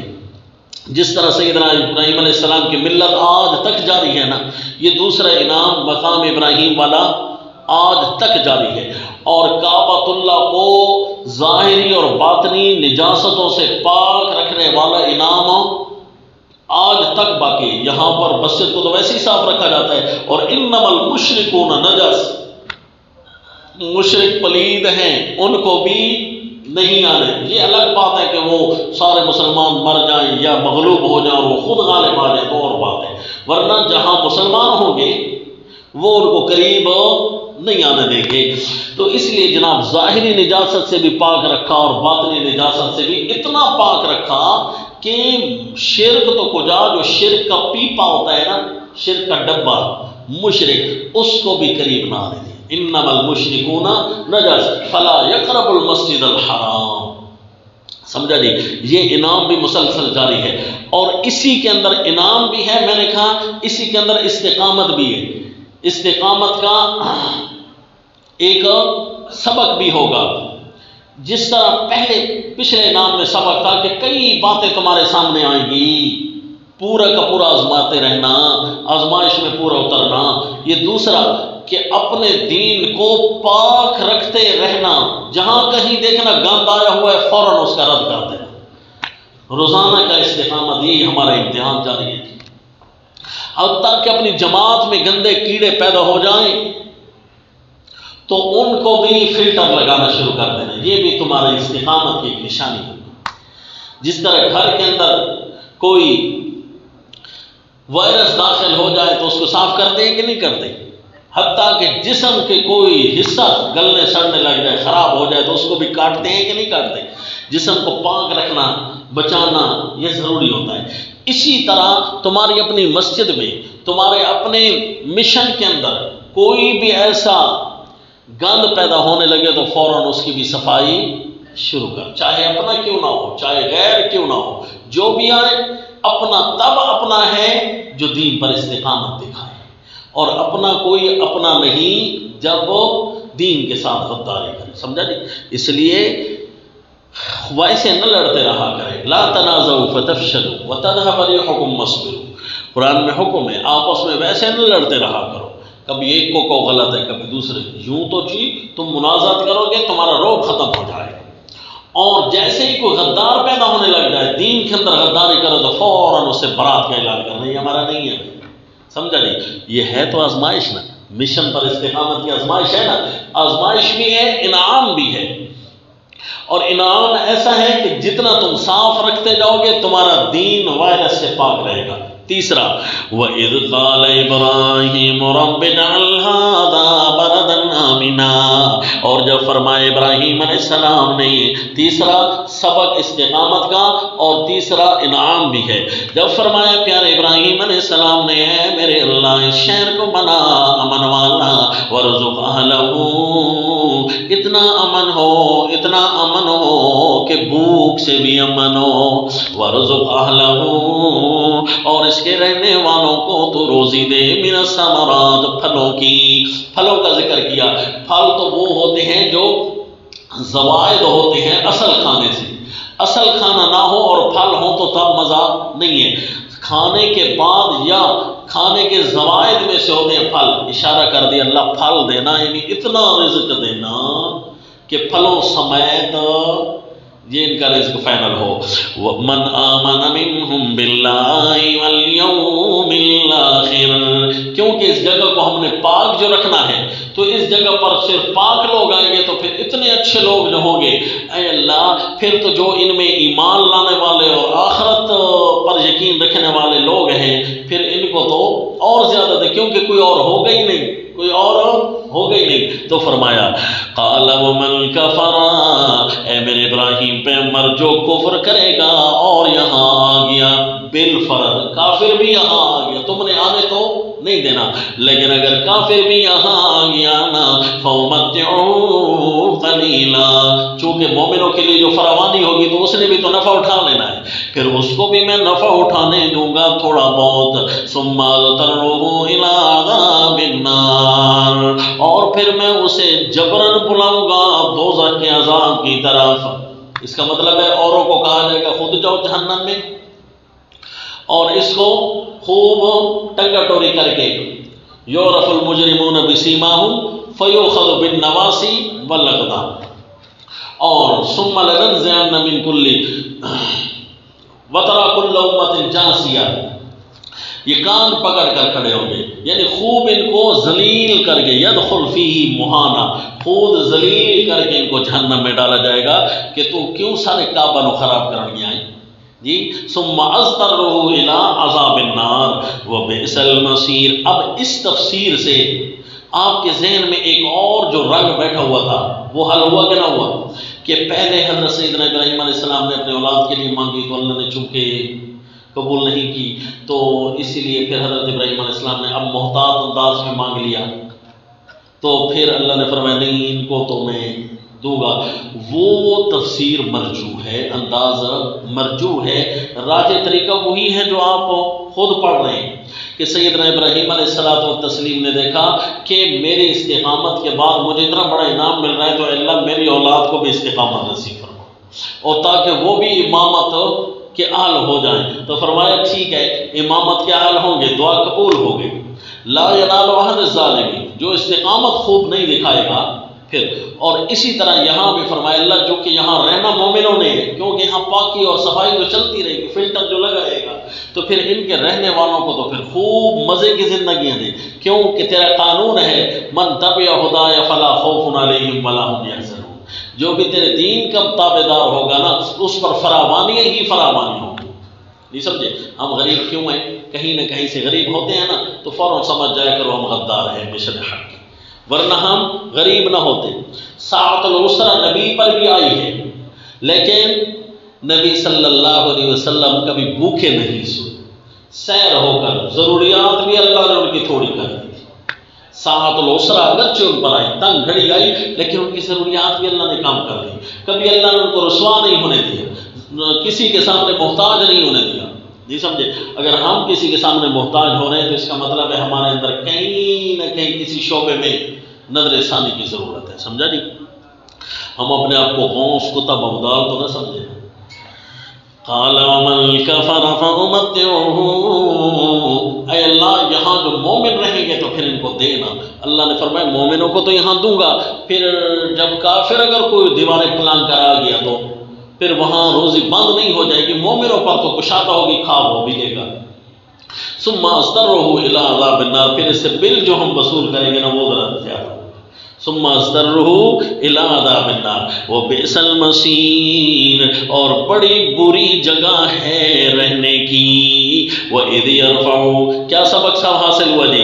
کہ انعام ملے گا جو بھی استقامت دکھائے گا مشن حق پر، وَاسْتَعِينُوا بِالصَّبْرِ وَالصَّلَاةِ، مشن حق پر جو ڈٹ کر رہے گا اس کو اللہ رزق کی فراوانیاں دے گا، اس کی گزران اچھی کر دے گا، اور جس طرح فرمایا کہ اس کی گزران تنگ ہو جائے گی جو قرآن کو چھوڑے گا جی،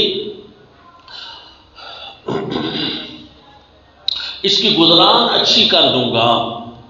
اور یہاں پر پھر سبق بھی آزمائش کا آ گیا کہ اس شہر میں رہنا ہے نا تو ہر طرح سے امن میں رہنا، یعنی اگر تم نے دنیا میں کہیں بھی رہنا ہے نا تو دین کے اوپر پر امن ہو کر رہنا، اپنے دین کو زخمی کر کے نہ لینا۔ کیا آپ کا دین کہیں نہ کہیں سے ٹوٹا ہوا ہو، کہیں نہ کہیں سے زخمی ہو، گھر میں، دکان میں، باہر، آنکھوں میں، زبان میں، کان میں، کہیں نہ کہیں تمہارا دین زخمی نہ ہو، پھر اس کا مطلب ہے اسی طرح روزی روٹی بھی تمہاری تنگ ہو جائے گی۔ اور جی چوتھا انعام، اور یہ تیسرا انعام آج تک جاری ہے کہ نہیں؟ آج تک جاری ہے نا، یجبا الیہ ثمرات کل شیء رزقا من لدنا۔ یہ بات الگ ہے کہ مکمل کفار جب غالب آ جاتے ہیں نا پورے ملک پر، مکہ پر، تو اس وقت اللہ قحط بھی بھیج دیتا ہے، کیونکہ اب مومن تو ہیں جو نہیں، اب تو مومن ہیں جو نہیں۔ کافروں نے جو کھانا تھا ومن کفر فأمتعه قلیلا، وہ مومنوں کی وجہ سے کھانا تھا، سمجھے؟ لیکن اب جو مومن ہے ہی نہیں، کافر ہی کافر ہوں گے۔ رسول اللہ صلی اللہ علیہ وسلم جب تک وہی رہے تو اللہ نے فرمایا ما کان اللہ لیعذبہم وانت فیہم، اس مکہ شہر میں اگر آپ ہیں تو پھر عذاب نہیں آئے گا، کیونکہ میرے ابراہیم کی دعا ہے، یہاں رہنے والوں کو پر امن رکھنا میرے اللہ۔ آپ کے یہاں سے جانے کی دیر ہے، پھر دیکھنا ان کا کیا حشر ہوتا ہے جی۔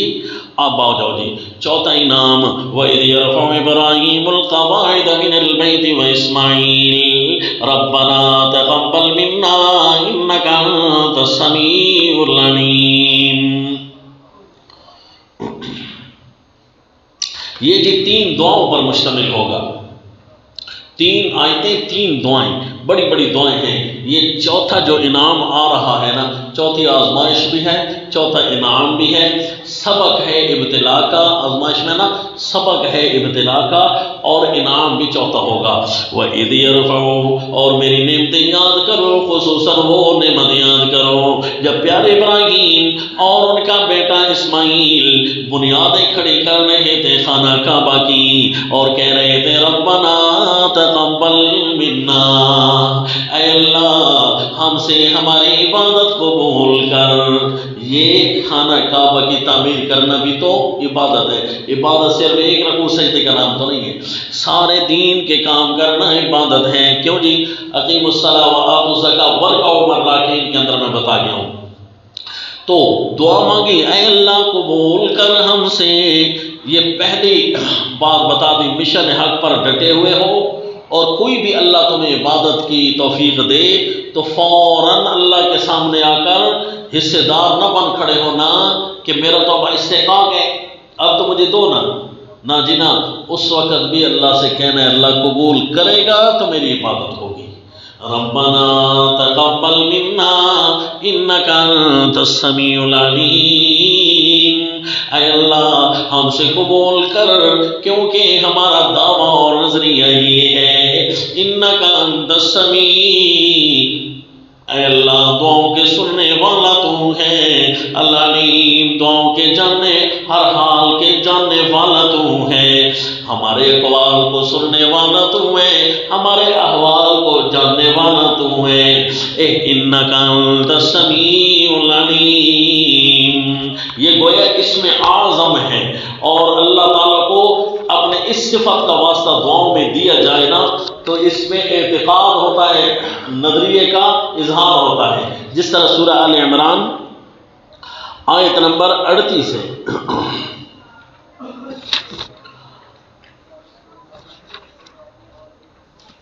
آیت نمبر 38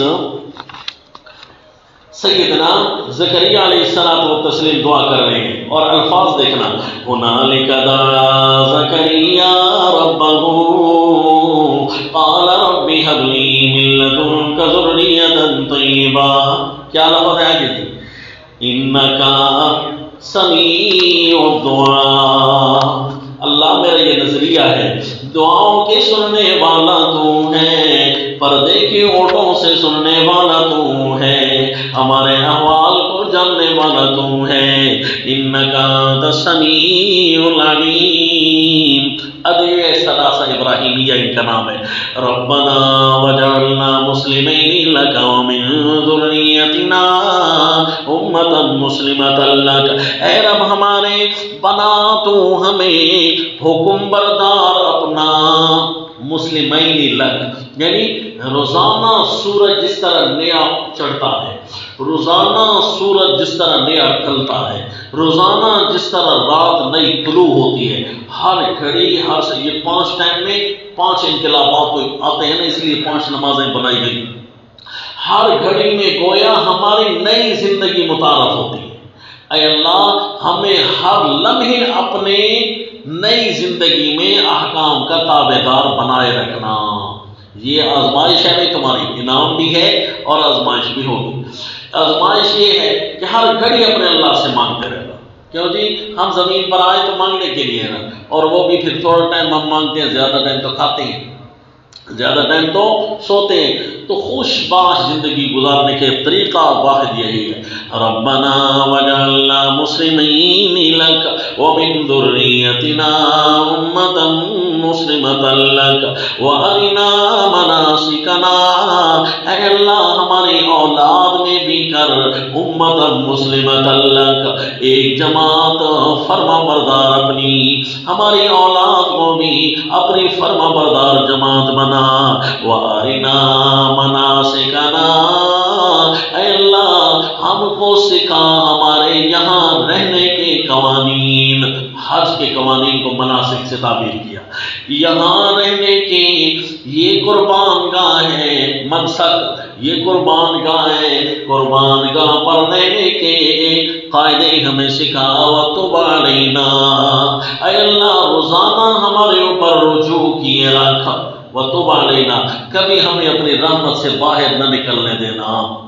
اللہم لا تکلنی، میرے نبی دعا مانگتے تھے، اللہم لا تکلنی الی نفسی طرفۃ عین، اے اللہ آپ پلک جھپکنے کی مقدار بھی مجھے میرے نفس کے حوالے نہ کرنا، بلکہ اپنی رحمتوں کے نیچے رکھنا۔ اسی لیے فرما رہے پیارے ابراہیم علیہ السلام، اللہ کتنے سانسیں آئیں گی ہمارے اوپر، کتنے لمحات گزریں گے، کتنے دن آئیں گے، اے اللہ ہر دن، ہر گھڑی، ہر رحمت ہمارے اوپر اپنی رحمتوں کا رجوع کرنا۔ وَتُبْ عَلَيْنَا إِنَّكَ أَنْتَ التَّوَّابُ، اے اللہ تیری ہی ضرورت ہے اور کوئی ایسا نہیں ہے جس کی توجہات کی ضرورت ہو ہمیں۔ اللہ تواب تو ہے، خصوصی مہربانیاں کرنے والا تو ہے، الرحیم پڑھ لیا تھا نا اپنے معنی الرحمن الرحیم کا، وہاں خصوصی رحمتوں والا تو ہے، اللہ تیری خصوصی رحمتوں کے محتاج ہے۔ لہذا یہ آزمائش بھی ہے، انعام بھی ہے کہ دیکھا دین پر، دین کے ہر شعبے پر، ہر لحظے میں ڈٹے رہنا اور اس کو بجا لاتے رہنا اور پھر کہنا کہ اللہ اس کو قبول کر، انعام بھی ہے اور یہ ہماری یومی آزمائش بھی ہے۔ اس لیے میرے نبی صلی اللہ علیہ وسلم ہر عبادت میں اعلیٰ ہونے کے باوجود ایک محفل میں بیٹھے بیٹھے 100 بار سے بھی زیادہ استغفار کرتے تھے۔ کتنی دفعہ جی؟ 100 بار سے بھی زیادہ استغفار کرتے تھے کہ کہیں کوئی کمی نہ آ جائے، کہیں کوئی کمی نہ آ جائے، حالانکہ عبادت کے ہر شعبہ اعلیٰ بجا لاتے تھے۔ ربنا وابعث فیہم، شیخ سعدی کہتے ہیں اور ہماری حالت 40 سال عمر عزیزت گذشت، مزاج تو اذہان طفلی نگشت، ہما با ہوا و ہوا خطی، دمے با مسانے نہ پردختی، مکن تکیا بر عمر ناپائیدار، مباش ہے منز بازی روزگار۔ 40 سال ہو گئے ابھی بھی تجھے خیالات ہے گیم میں نے کرنی ہے، گیموں کا خیال تو بچوں کو آتا تھا۔ 40 سال عمر عزیزت گذشت، مزاج تو اذہان طفلی نگشت، بچپن والا حال، طفل والا حال تو ابھی اسی طرح برقرار ہے۔ ہما با ہماؤ حوث خطی، دمے با مسانے نہ پردختی، ہر لمحہ تو نے خواہشوں میں گزار دیا، اپنی ذاتی آرزوؤں میں گزار دیا، کوئی خالص لمحہ بھی یاد کر جو تو نے نیکیوں میں گزارا ہو۔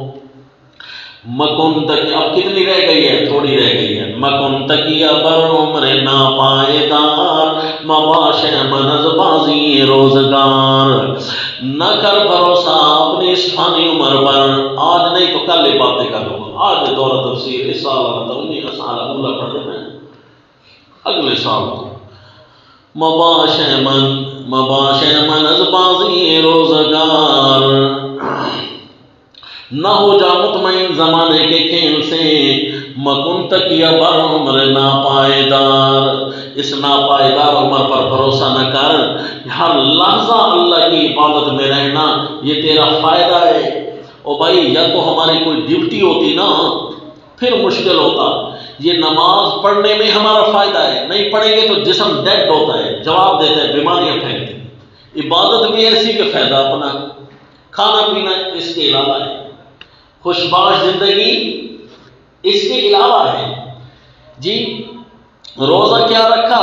کھایا تو زیادہ، سحری میں بھی ہم خوب ہو کر کھا لیتے ہیں تاکہ سارا دن گزارنا رہے، اور پھر افطاری کے وقت خوب کھا لیا کہ ہم پورا دن گزار کر آئے۔ اب نہیں پتا بھائی ہم نے سحری کو سٹور کرنا ہے یا افطاری کو اس سے بدلہ لینا ہے۔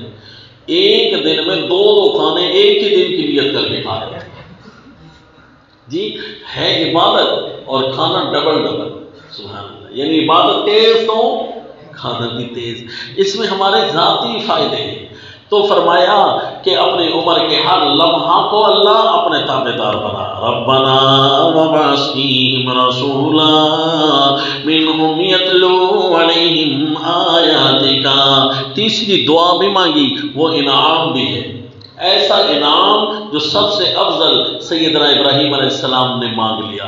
گویا استقامت والوں کو سب سے اعلیٰ انعام ملا کرتے ہیں۔ جی اے ہمارے رب، اور ہماری یہ بھی دعا ہے کہ بھیج انہی میں جہاں ہم نے کعبہ کو تعمیر کیا ہے ایک ایسا رسول جس کے 4 کام ہو، منہم انہی میں سے ہو، یتلو علیہم آیاتک، اور مزے کی بات ہے انہی میں سے ہے، جو ساتھ کھڑے تھے نا حضرت اسماعیل علیہ السلام، انہی کی اولاد میں سے آ گئے تھے آپ صلی اللہ علیہ وسلم، یتلو علیہم آیاتک، جو پڑھے ان پر تیری آیتیں، وَيُعَلِّمُهُمُ الْكِتَابَ وَالْحِكْمَةَ وَيُزَكِّيهِمْ، اور سکھائے ان کو کتاب اور سکھائے ان کو تہ کی باتیں۔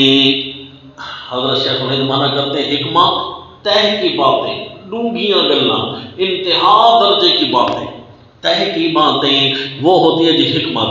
وَيُزَكِّيهِمْ، اور ان کو پاک بھی کرے، تلاوت اس انداز سے کرے، تعلیم الکتاب اور حکمت، تلاوت الحکمت نہیں فرمایا، تلاوت الکتاب تھی، جب تعلیم کا نمبر آیا تو کتاب اور حکمت دونوں ہیں، اس لیے میں بخاری شریف پڑھنے کا ثواب نہیں ملے گا، صرف تلاوت کرنے کا ثواب ہو۔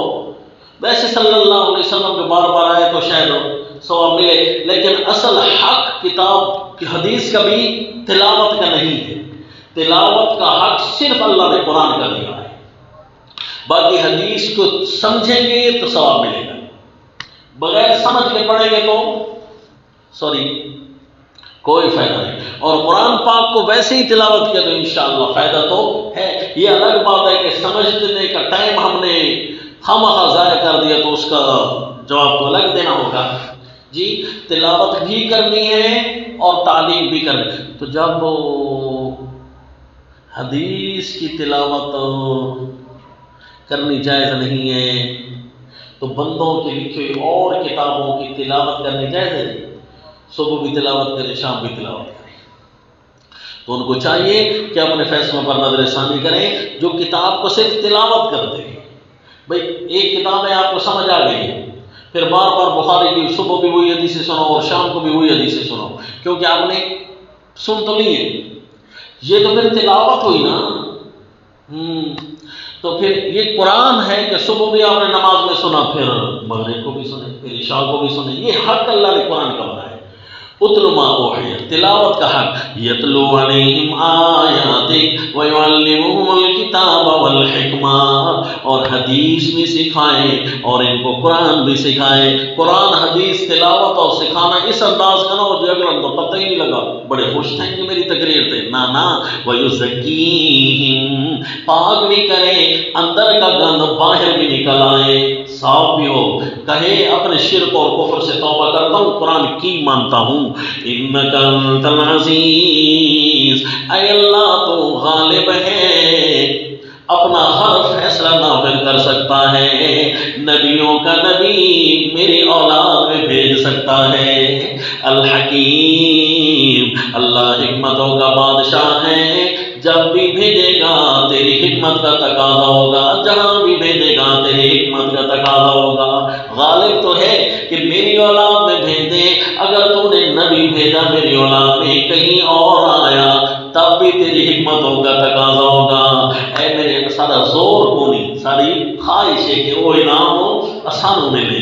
اے دوسرا کہ کب آئے گا میری اولاد میں بھی اگر آئے، جب بھی آئے گا اللہ تیری حکمتوں کا تقاضا ہوگا، جب بھی آئے جہاں بھی آئے، الحکیم۔ اور جی یہ چوتھی دعا مانگتی تھی حضرت ابراہیم علیہ السلام نے، گویا استقامت کا درس بھی ہے کہ جس دعا کو ابراہیم پیغمبر اپنی دعاؤں، جس نبی کو اپنی دعاؤں میں مانگتے آ رہے ہیں، جس نبی کو اپنی دعاؤں میں مانگتے آ رہے ہیں، اس نبی کی اتباع کرنا تو بنتا ہے، اس لیے استقامت کا درس ہے، اور اس کی 4 کاموں میں اتباع کرنی ہے، اس کی تلاوت آیات میں بھی، اس کی تعلیم کتاب میں بھی، اس کی تعلیم حدیث میں بھی، اور اس کے تزکیہ کے انداز میں بھی جی۔ تو 4 کاموں میں اپنے نبی کی اتباع کرنی ہے، یہ اپنی زندگی میں لاگو کرنا ہے۔ اور کچھ جماعتیں جتنی بھی ہیں ان ساری جماعتوں کو دیکھ لو، جس جماعت کے پاس نبی کے 4 کام موجود ہیں سمجھو وہ حق ہے، اور باقی سارے نکھٹ دو۔ نکھٹو تو سمجھتے ہیں نا، شہد کی مکھیاں بناتی ہیں نا، شہد کی مکھیاں، تو ان کے اندر ایک کوئی ساتھ بیٹھے ہوتے بڑے بڑے مکھے، ان کا کیا کام ہوتا ہے؟ شہد بنانا نہیں، جو زائد ہو جائے اس کو کھا لیں، ایکسٹرا جو بہنے لگ جائے تو ان کو کہتے ہیں نکھٹو، نہ کام کے نہ کاج کے دشمن ہیں اناج کے۔ تو وہ سمجھو سارے نکھٹو ہیں، وہ کھانے پینے کے انہوں نے پکھنڈ بنائے ہوئے ہیں، ان کی جماعتیں ٹھیک نہیں ہیں، کیونکہ نبی کے 4 کام ہیں۔ تلاوت کتاب ہے جی؟ نہیں جی۔ تعلیمی کتاب ہے جی؟ نہیں جی۔ درس قرآن تو رتم پتہ ہے، اس نال تو ماحول نہیں بننا، پہلے ماحول تو بننا ہے نا، سارا ماحول بنے گا تب جا کر درس قرآن ہم شروع کریں گے۔ اس کا مطلب ہے آپ قرآن کے بغیر ماحول بنانا چاہتے ہیں، وہ ماحول ہمیں منظور ہی نہیں ہے جو قرآن کے بغیر بنے نہیں نا۔ پہلے ایمان بننا چاہیے، پھر اس کے بعد قرآن۔ تو پھر قرآن سے بغیر ایمان کیسے بنے گا؟ بینو تو جرو، نہیں سمجھے؟ تو 4 کام اگر ہیں زندگی کے شعبے میں تو استقامت صحیح ہے، اور اس جماعت کے پاس بھی استقامت ہے۔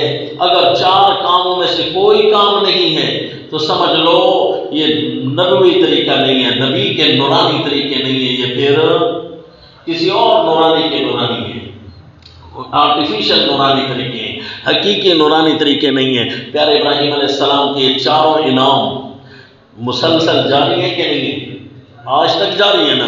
تو اسی لیے اللہ نے فرمایا یا بنی اسرائیل اذکروا نعمتی، اے بنی اسرائیل میری نعمتیں یاد کرو، میں نے آج تک تم پر کچھ ایسے انعام ہیں جو مسلسل کر رکھے ہیں، لہذا مشن پر ڈٹ کر رہنا، واستعینوا بالصبر۔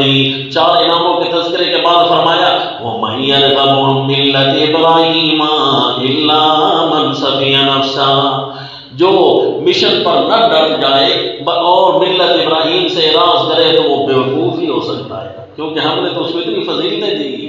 تو مشن حق پر ڈٹنے والا جو پوائنٹ آیا نا، آخری نمبر آیا نا، جو استقامت عبادت کا 5واں شعبہ تھا، اس پر بڑی لے دے شروع کی۔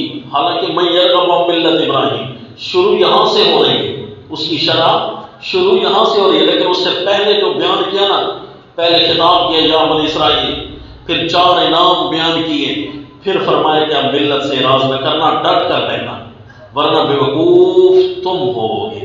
جی شروع ہے یہ 5ویں سورت، کہاں تک جاتی ہے دیکھتے ہیں کہ اللہ کریم اس 5ویں انداز میں کتنی باتیں ہمارے ساتھ کرتے ہیں۔